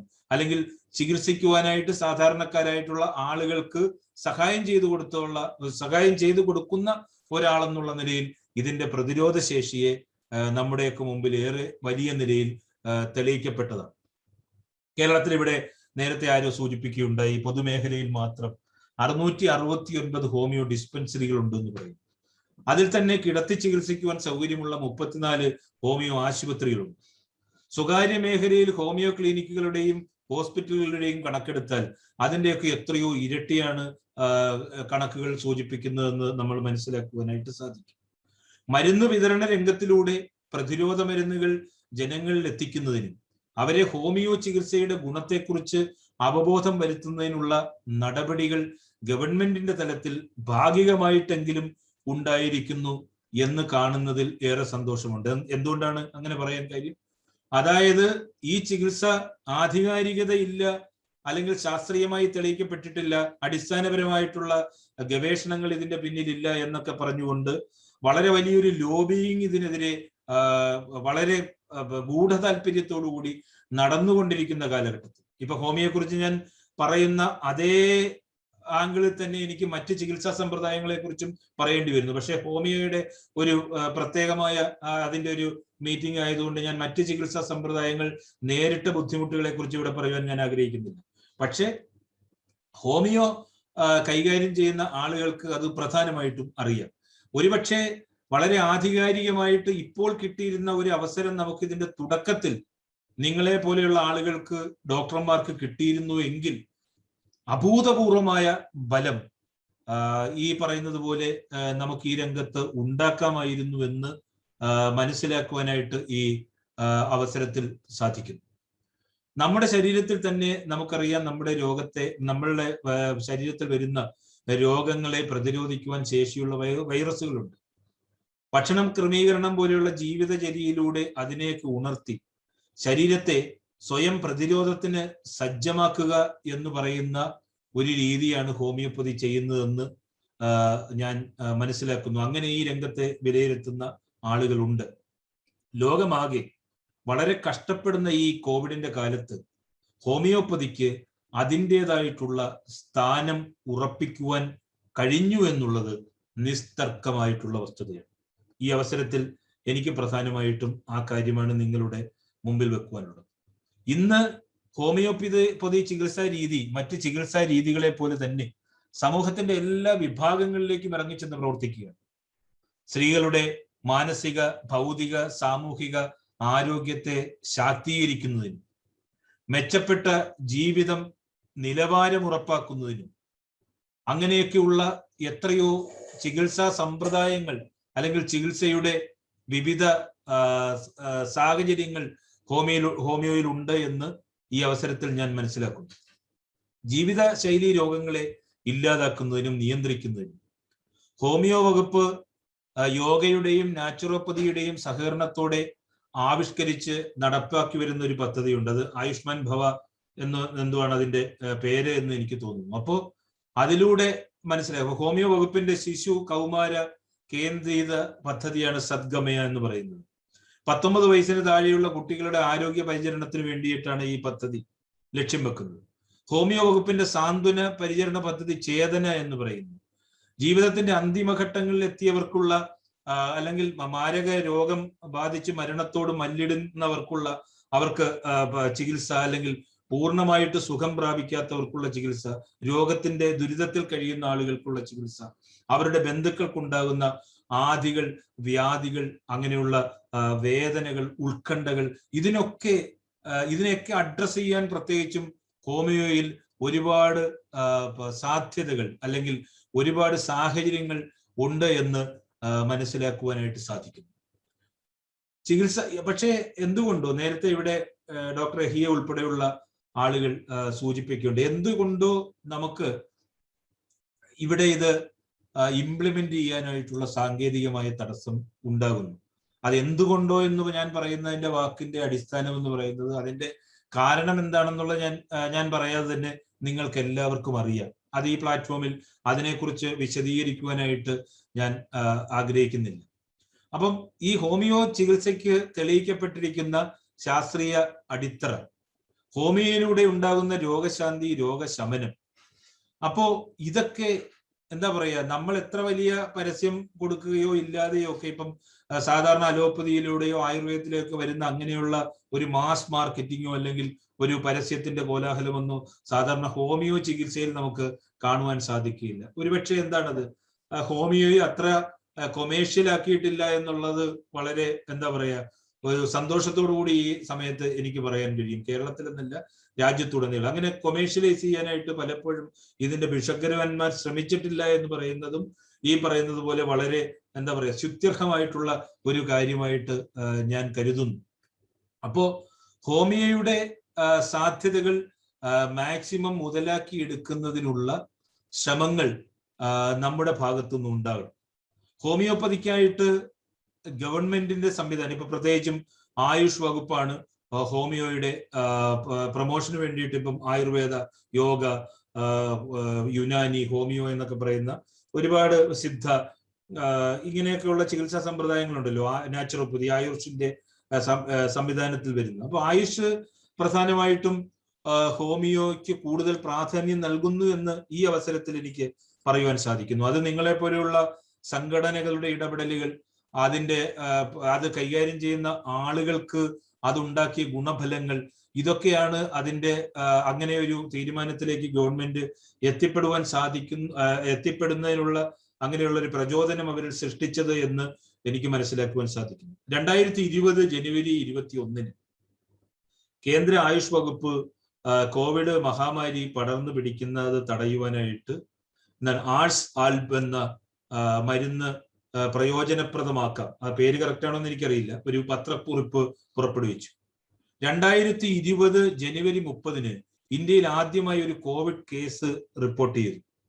അത് കേരളത്തിലാണ് ഉണ്ടായത്. തുടർന്ന് കോവിഡ് പ്രതിരോധ മരുന്നുകൾ എന്നുള്ള നിലയിൽ മരുന്നുകൾ വിതരണം ചെയ്യാൻ പാടില്ല എന്ന സർക്കാർ നിർദ്ദേശമനുസരിച്ച് രോഗപ്രതിരോധ ശേഷി വർദ്ധിപ്പിക്കുന്ന ഈ ആഴ്സ് ആൽബ് വിതരണം ചെയ്യുവാനായിട്ട് ആയുഷ് വകുപ്പ് ഉത്തരവിട്ടതായിട്ട് എനിക്ക് ഞാൻ വായിച്ചറിഞ്ഞതിൽ നിന്ന് മനസ്സിലാക്കുവാൻ കഴിഞ്ഞു. ഈ മരുന്നെന്ന് പറയുന്ന ഒരു പുതിയ മരുന്നല്ല. കഴിഞ്ഞ 230 വർഷങ്ങളായി നിരവധി രോഗികളിൽ വിവിധങ്ങളായ രോഗങ്ങൾക്ക് നൽകി വരുന്ന ഒരു ഔഷധമാണ്. ഹോമിയോയിൽ ഇന്നും അന്നും രോഗലക്ഷണങ്ങളെ അടിസ്ഥാനപ്പെടുത്തിയാണ് ചികിത്സ. അതിന്റെ പ്രതിരോധവും അങ്ങനെയാണ് നിശ്ചയിക്കുന്നത്.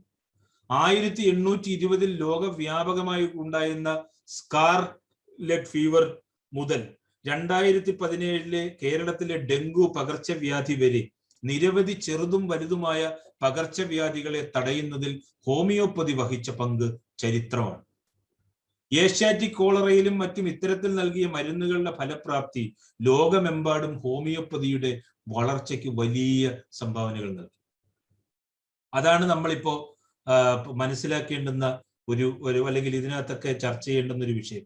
അതായത് സാംക്രമിക രോഗങ്ങൾ അല്ലെങ്കിൽ ഈ മഹാമാരിയൊക്കെ ഇങ്ങനെ വളരെ അനുസ്യൂതമായി ലോകത്ത് പടർന്നുകൊണ്ടിരിക്കുമ്പോൾ 230 വർഷങ്ങൾക്ക് മുമ്പൊക്കെ തെളിയിക്കപ്പെട്ട അല്ലെങ്കിൽ ജനങ്ങളുടെ ഇടയിൽ, സാധാരണക്കാരുടെ ഇടയിൽ, പൊതുസമൂഹത്തിന്റെ ഇടയിൽ, മാനവരാശിയുടെ മുമ്പിൽ ചരിത്രമായ കാര്യങ്ങളെ തിരിച്ചു കൊണ്ടുവരിക എന്ന് പറയുന്ന വലിയൊരു ദൗത്യം ഏറ്റെടുത്ത് നടപ്പാക്കുക എന്ന് പറയുന്നത് ഒരുപക്ഷെ എന്താ പറയാ, ഇത്രയും സ്ട്രെയിൻ ഒന്നും നമ്മൾ ഇതിനകത്ത് എടുക്കേണ്ടുന്ന കാര്യമില്ല എന്ന് എനിക്ക് തോന്നുന്നു. കാരണം ഞാൻ നേരത്തെ ശ്രീമൂലം പ്രജാസഭയിൽ വന്ന ഒരു സംഭവത്തെ കുറിച്ച് നിങ്ങളോട് സൂചിപ്പിക്കുകയുണ്ടായി.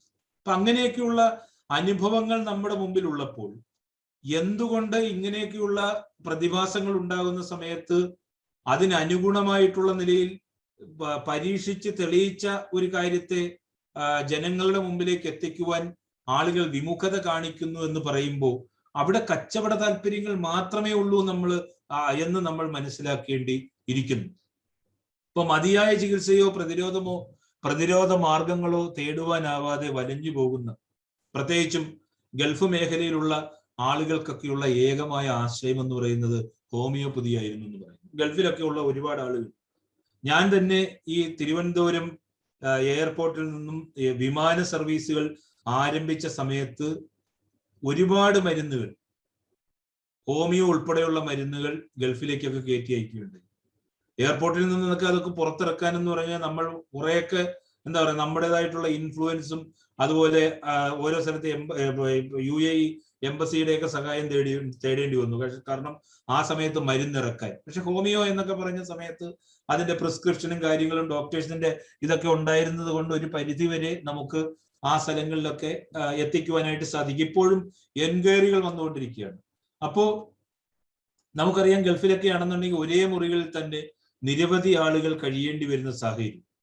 അങ്ങനെയുള്ള സമയത്ത് ഈ പറയുന്ന പോലെ അങ്ങനെയുള്ള രാജ്യങ്ങളിലുള്ള സാധാരണക്കാരായിട്ടുള്ള തൊഴിലാളികളെ സംബന്ധിച്ചിടത്തോളം പ്രതിരോധ മരുന്ന് തന്നെ അവർ വാങ്ങുക എന്ന് പറയുന്ന വലിയ സാമ്പത്തിക ചിലവുള്ള കാര്യമാണ്. അപ്പൊ പ്രതിരോധത്തിനും ചികിത്സയ്ക്കുമായിട്ട് ഹോമിയോപ്പതി സ്വീകരിച്ച സാധാരണക്കാരായിട്ടുള്ള ജനങ്ങൾ.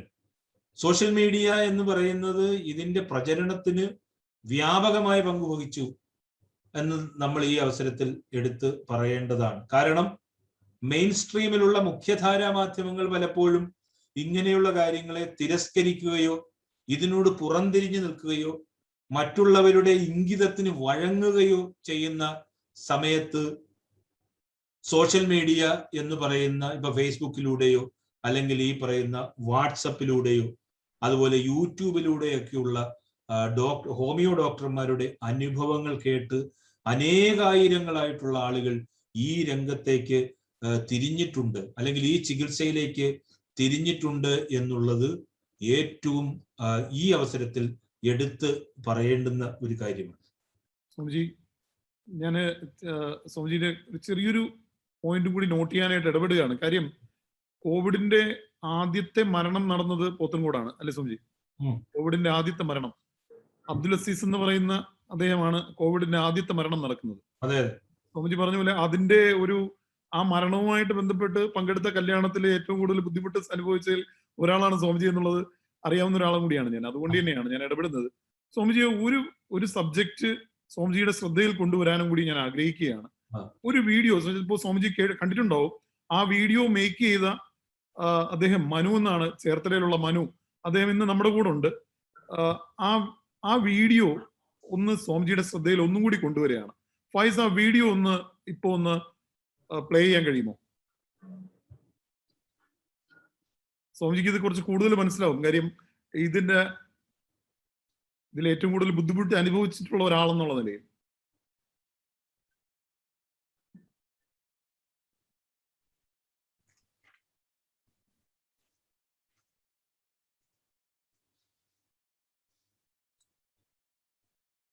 സൗണ്ട് കേൾക്കുന്നില്ല എന്ന് തോന്നുന്നു. സൗണ്ട് ഇല്ല എന്ന് തോന്നുന്നു. ഫൈസ് സൗണ്ട് കേൾക്കുന്നില്ല.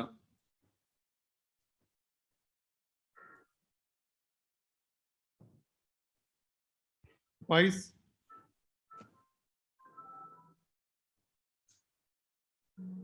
സൗണ്ട് കേൾക്കുന്നുണ്ടോ? സാർ ഇപ്പം സൗണ്ട് പ്രോബ്ലം ഫിക്സ്.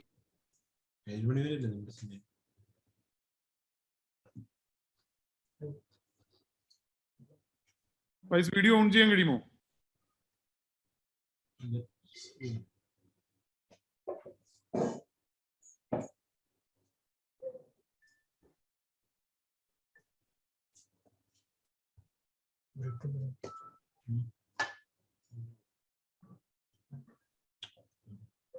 ഫൈസ് എന്തെങ്കിലും ടെക്നിക്കൽ എറർ ഉണ്ടെങ്കിൽ പറയാ.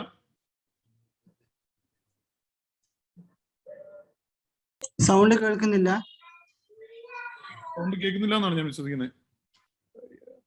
ഡോക്ടർ സൗണ്ട് കേൾക്കുന്നുണ്ടോ? കേൾക്കുന്നില്ല. ഫൈൻ. ഞാൻ മനുവിനെ ഇൻവൈറ്റ് ചെയ്യാണ്. Technical error. Manu sir, Swamiji ഇദ്ദേഹം ചേർത്തല സ്വദേശിയാണ്. നമ്മുടെ നാട്ടുകാരനാണ്, ചേർത്തല സ്വദേശിയാണ്. അപ്പോ മനു ഇതിന്റെ ഒരു വലിയൊരു ആക്ടിവിസ്റ്റ് ആണ്, ഇതിന്റെ ഒരു ഇരയാണ്. വളരെ യാദൃശ്ചികമായി ഈ ഒരു മേഖലയിൽ വന്നുപെട്ട ഒരാളാണ്. മനു തന്നെ മനുവിനെ കുറിച്ച് പറയുന്നതാണ് നല്ലതെന്ന് തോന്നുന്നു. ഇന്ന് കോവിഡിന്റെ ടൈമിൽ ഏറ്റവും കൂടുതൽ ആൾക്കാര് തിരക്കുന്ന ഒരാളാണ് മനുവിനെ. ആരാണ് ഇതുപോലുള്ള വീഡിയോസ് പുറത്തയക്കുന്നതെന്ന് പലർക്കും അറിയില്ല. അദ്ദേഹത്തെയാണ് ഇന്ന് സ്വാമിജിയുടെ മുൻപിൽ ഒന്ന് ഇൻട്രൊഡ്യൂസ് ചെയ്യുന്നത്. മനു ഒന്ന് ഇൻട്രൊഡ്യൂസ് ചെയ്യാമോ? എറർ ഫിക്സ് ആയി, ഞങ്ങൾക്ക് പ്ലേ ചെയ്യാമോ? ഒന്ന് പ്ലേ ചെയ്തോളൂ പ്ലീസ്. അതുപോലെ താൻസാനിയയിൽ 2000 കെനിയ, സാംബിയ, കോങ്കോ തുടങ്ങിയ രാജ്യങ്ങളുമായി അതിർത്തി പങ്കിടുന്നു. നമ്മുടെ ഇന്ത്യയിൽ ആദ്യമായി കൊറോണ റിപ്പോർട്ട് ചെയ്യപ്പെട്ടത് ജനുവരി 30-നാണ്. തൃശ്ശൂരിലായിരുന്നു അത് റിപ്പോർട്ട് ചെയ്യപ്പെട്ടത്. അതുപോലെ താൻസാനിയയിൽ 2020 മാർച്ച് 16-ാം തീയതിയാണ് അവിടുത്തെ ആദ്യത്തെ കൊറോണ റിപ്പോർട്ട് ചെയ്യപ്പെട്ടത്. അവിടുത്തെ പ്രസിഡന്റായ ജോൺ മഗഫൂലി ഈ കോവിഡ് മഹാമാരി പാശ്ചാത്യ രാജ്യങ്ങളുടെ ഒരു ഗൂഢാലോചനയാണ് എന്ന് സംശയം പ്രകടിപ്പിച്ചു. അതിന് അദ്ദേഹത്തിൻ്റെതായ ചില കാരണങ്ങളും ഉണ്ടായിരുന്നു. അത് ഉറപ്പിക്കാനായി അദ്ദേഹം ചില പരീക്ഷണങ്ങളും നടത്തി. അതിലൊന്നാണ് പപ്പായ ടെസ്റ്റ്. മനുഷ്യരുടെ സ്രവമാണ് എന്ന് ലേബൽ ചെയ്ത് പപ്പായ ജ്യൂസ് ടെസ്റ്റിന് അയച്ചു അദ്ദേഹം. ടെസ്റ്റ് റിസൾട്ട് ഞെട്ടിക്കുന്നതായിരുന്നു. കാരണം പപ്പായയ്ക്കും corona positive. Tulipopeleka sample ya papai tukaipa jina Elizabeth Anne, miaka 26, female. Papai lile lilikuwa positive kwamba lina corona. അതുകൊണ്ട് തന്നെ ഏപ്രിൽ 2020 മുതൽ കോവിഡ് ടെസ്റ്റ് റിപ്പോർട്ട് WHO പങ്കുവെക്കുന്നത് താൻസാനിയ നിർത്തിവെച്ചു. അതുവരെ അവിടെ 16 കോവിഡ് മരണങ്ങളും 509 രോഗബാധിതരും ഉണ്ടായിരുന്നു. ജോൺ മെഗഫൂലിയുടെ തീരുമാനങ്ങൾ ലോക രാജ്യങ്ങളെല്ലാം ഞെട്ടിച്ചു. കാരണം അവിടെ ലോക്ക്ഡൌൺ ഇല്ല, സോഷ്യൽ ഡിസ്റ്റൻസിംഗ് ഇല്ല, മാസ്ക് ഇല്ല, സാനിറ്റൈസറും ഇല്ല. WHO ഈ തീരുമാനത്തെ എതിർത്തു. പാശ്ചാത്യ ലോക നേതാക്കളെല്ലാം ഒന്നടങ്കം ഈ നിലപാടിനെ എതിർത്തു. കാരണം കൊറോണയുടെ പ്രഹരശേഷി അത്രത്തോളം ഭീകരമാണ് എന്നവർ വിധിയെഴുതി. ഈ നിലപാടുകൾ, അതായത് no lockdown, no testing, no mask, no social distancing, no sanitizer, ഇത് താൻസാനിയ എന്ന രാജ്യത്തിന്റെ ജനങ്ങളെ കൂട്ടക്കുരുതിക്ക് കൊടുക്കുന്നതിന് തുല്യമാണെന്ന് അവർ വിധിയെഴുതി. ചിലപ്പോൾ താൻസാനിയ എന്ന രാജ്യം പോലും ഇല്ലാതെയാകും എന്നും ചില പ്രമുഖർ വാദിച്ചു. അവർ അതിനെ സമർത്ഥിക്കുന്ന ഒരുപാട് ശാസ്ത്രീയമായ പഠനങ്ങളും മുന്നോട്ട് വെച്ചു. WHO വീണ്ടും വീണ്ടും താൻസാനിയയുടെ കോവിഡ് സ്റ്റാറ്റിസ്റ്റിക്സ് ആവശ്യപ്പെട്ടുകൊണ്ടിരുന്നു. ഈ സമയം അവിടുത്തെ ജനങ്ങൾ ജോൺ മഗഫൂലിയുടെ തീരുമാനങ്ങൾക്കൊപ്പം നിന്നു. വളരെ ചെറിയ ശതമാനം ജനങ്ങൾ അതിനെ എതിർത്തു. അശാസ്ത്രീയ മാർഗങ്ങളാണ്, അതായത് അൺസയന്റിഫിക് അപ്രോച്ചാണ് ഇത് എന്നവർ പറഞ്ഞു. അതിൽ നമ്മുടെ മലയാളികളും പെടും. മാസങ്ങൾ കടന്നുപോയി. ലോകരാജ്യങ്ങൾ ഒന്നടങ്കം കോവിഡിനെ ഒതുക്കാൻ വാക്സിൻ ഡെവലപ്മെന്റിന്റെ പുറകെ പോയപ്പോൾ നമ്മുടെ ബുൾഡോസർ, അതെ, താൻസാനിയൻ പ്രസിഡന്റായ അദ്ദേഹത്തിന്റെ വിളിപ്പേര് അങ്ങനെയാണ്, ബുൾഡോസർ. അദ്ദേഹം പറഞ്ഞു, വാക്സിൻ ഈ രാജ്യത്തിന്റെ പടി കയറില്ല. ഈ നിലപാടിന് കൂട്ടായി മറ്റ് ആഫ്രിക്കൻ രാജ്യങ്ങളുടെ നേതാക്കളും അദ്ദേഹത്തിനോടൊപ്പം നിന്നു. ഇത് ബിഗ് ഫാർമാസിനെ ഞെട്ടിച്ചു. WHO നേതാക്കൾ ഇതിനെതിരെ പ്രസ്താവനകൾ ഇറക്കി. താൻസാനിയയിലേക്കുള്ള സഹായങ്ങൾ നിർത്തും എന്ന് അവർ പ്രഖ്യാപിച്ചു. പക്ഷേ അതിലൊന്നും കുലുങ്ങിയില്ല നമ്മുടെ മഗഫൂലി. വീണ്ടും മാസങ്ങൾ കടന്നുപോയി. പല യൂട്യൂബ് വ്ളോഗേഴ്സും താൻസാനിയ വിസിറ്റ് ചെയ്യാൻ ആരംഭിച്ചു. അവർ താൻസാനിയയിൽ കണ്ട കാര്യങ്ങൾ വീഡിയോ ബ്ലോഗായി പോസ്റ്റ് ചെയ്യാൻ തുടങ്ങി. ലോകരെ എല്ലാം ഈ സത്യം അറിയിക്കണമെന്ന് ധാരാളം ബ്ലോഗേഴ്സ് ആഗ്രഹിച്ചു. പക്ഷേ ഈ വീഡിയോകൾക്ക് മിക്കതിനും അല്പായുസ് മാത്രമേ ഉണ്ടായിരുന്നുള്ളൂ. യൂട്യൂബ് ആ വീഡിയോകൾ നീക്കം ചെയ്തു. കാരണം WHO നിബന്ധനകൾക്ക് എതിരെയുള്ള വീഡിയോ എന്നായിരുന്നു വിശദീകരണം. Tanzania model of covid defence, അതെ, Tanzania model of covid defence ലോക മാധ്യമങ്ങൾ മറച്ചുവെച്ചു. സമയം വീണ്ടും മുന്നോട്ട് പോയി. പെട്ടെന്ന് മഗഫൂലിയെ കാണാതായി. അദ്ദേഹത്തിന്റെ വിവരങ്ങളൊന്നും ലഭ്യമല്ലാതെയായി. അദ്ദേഹം എവിടെയാണ്, എന്താണ് എന്ന് ഒന്നും അറിയാൻ വയ്യ. മാർച്ച് 17, 2021 താൻസാനിയൻ ജനതയെ ഒന്നടങ്കം ഞെട്ടിച്ചുകൊണ്ട് ആ വാർത്ത വന്നു. അവരുടെ പ്രിയങ്കരനായ ബുൾഡോസർ മരണപ്പെട്ടു. മരണകാരണം ഒരു ഹാർട്ട് അറ്റാക്ക്, സ്വാഭാവികമായ ഒരു ഹാർട്ട് അറ്റാക്ക്. കുറച്ച് നേരത്തെ സൂചിപ്പിച്ചില്ലേ കുറച്ച് ആഫ്രിക്കൻ നേതാക്കളെ പറ്റി, മഗഫൂലിയുടെ തീരുമാനത്തോടൊപ്പം നിന്നവർ, അവരും ഇതിനിടയിൽ മരണപ്പെട്ടു. അതും വളരെ സ്വാഭാവികമായി. ഇനി താൻസാനിയയുടെ ഇന്നത്തെ അവസ്ഥ എന്താണ്? നേരത്തെ അദ്ദേഹത്തെ എതിർത്തിരുന്ന ഒരു ചെറിയ ശതമാനം ആൾക്കാർ പോലും ഇന്ന് അദ്ദേഹത്തിന്റെ ഫാനായി മാറിക്കഴിഞ്ഞു. ഹി വാസ് റൈറ്റ്, അദ്ദേഹമായിരുന്നു ശരി എന്നാണ് എല്ലാവരും ഒന്നടങ്കം പറയുന്നത്. കാരണം ഇന്ന് അവിടെ എല്ലാം നോർമലാണ് ഇപ്പോഴും. പക്ഷെ ഇനി അവിടെ എന്ത് നടക്കും എന്ന് നമ്മൾ നോക്കിക്കാണണം. കാരണം താൻസാനിയയിൽ ആ ബുൾഡോസർ ഇന്നില്ല. ഇതിൽ നിന്ന് നമ്മൾ മലയാളികൾ എന്ത് പഠിക്കണം? ചില ചോദ്യങ്ങൾ ചോദിക്കാതിരിക്കാൻ പറ്റുന്നില്ല. നമ്മുടെ പത്രമാധ്യമങ്ങളും TV ചാനലുകളും ഉപദേഷ്ടാക്കളും ശാസ്ത്രജ്ഞന്മാരും എന്തുകൊണ്ട് ഇതൊന്നും കാണുന്നില്ല? അതോ ഇതുവരെ അവരിതൊന്നും അറിഞ്ഞില്ലേ? കൊറോണ വാർത്തകൾ 24 മണിക്കൂറും നിങ്ങളെ കാണിച്ച് ഭയപ്പെടുത്തുന്ന TV ചാനലുകാർ ഇങ്ങനെ ഒരു കാര്യം താൻസാനിയയിൽ നടന്നത് എന്തുകൊണ്ട് നിങ്ങളെ അറിയിച്ചില്ല? എന്തുകൊണ്ട് ഇത് മറച്ചു വെക്കപ്പെടുന്നു? നമ്മുടെ ശാസ്ത്രജ്ഞന്മാരും WHO-യും പിന്നെ മാധ്യമങ്ങളും ഒക്കെ പറയുന്ന പോലെ കൊറോണ പ്രോട്ടോകോൾ ഒന്നും പാലിക്കാത്ത, ഞാൻ ഒന്നുകൂടെ പറയുന്നു, കൊറോണ പ്രോട്ടോകോൾ ഒന്നും പാലിക്കാത്ത താൻസാനിയയിലെ ജനങ്ങൾ എന്തുകൊണ്ട് ഈ മഹാമാരി കൊണ്ട് ചത്തൊടുങ്ങിയില്ല?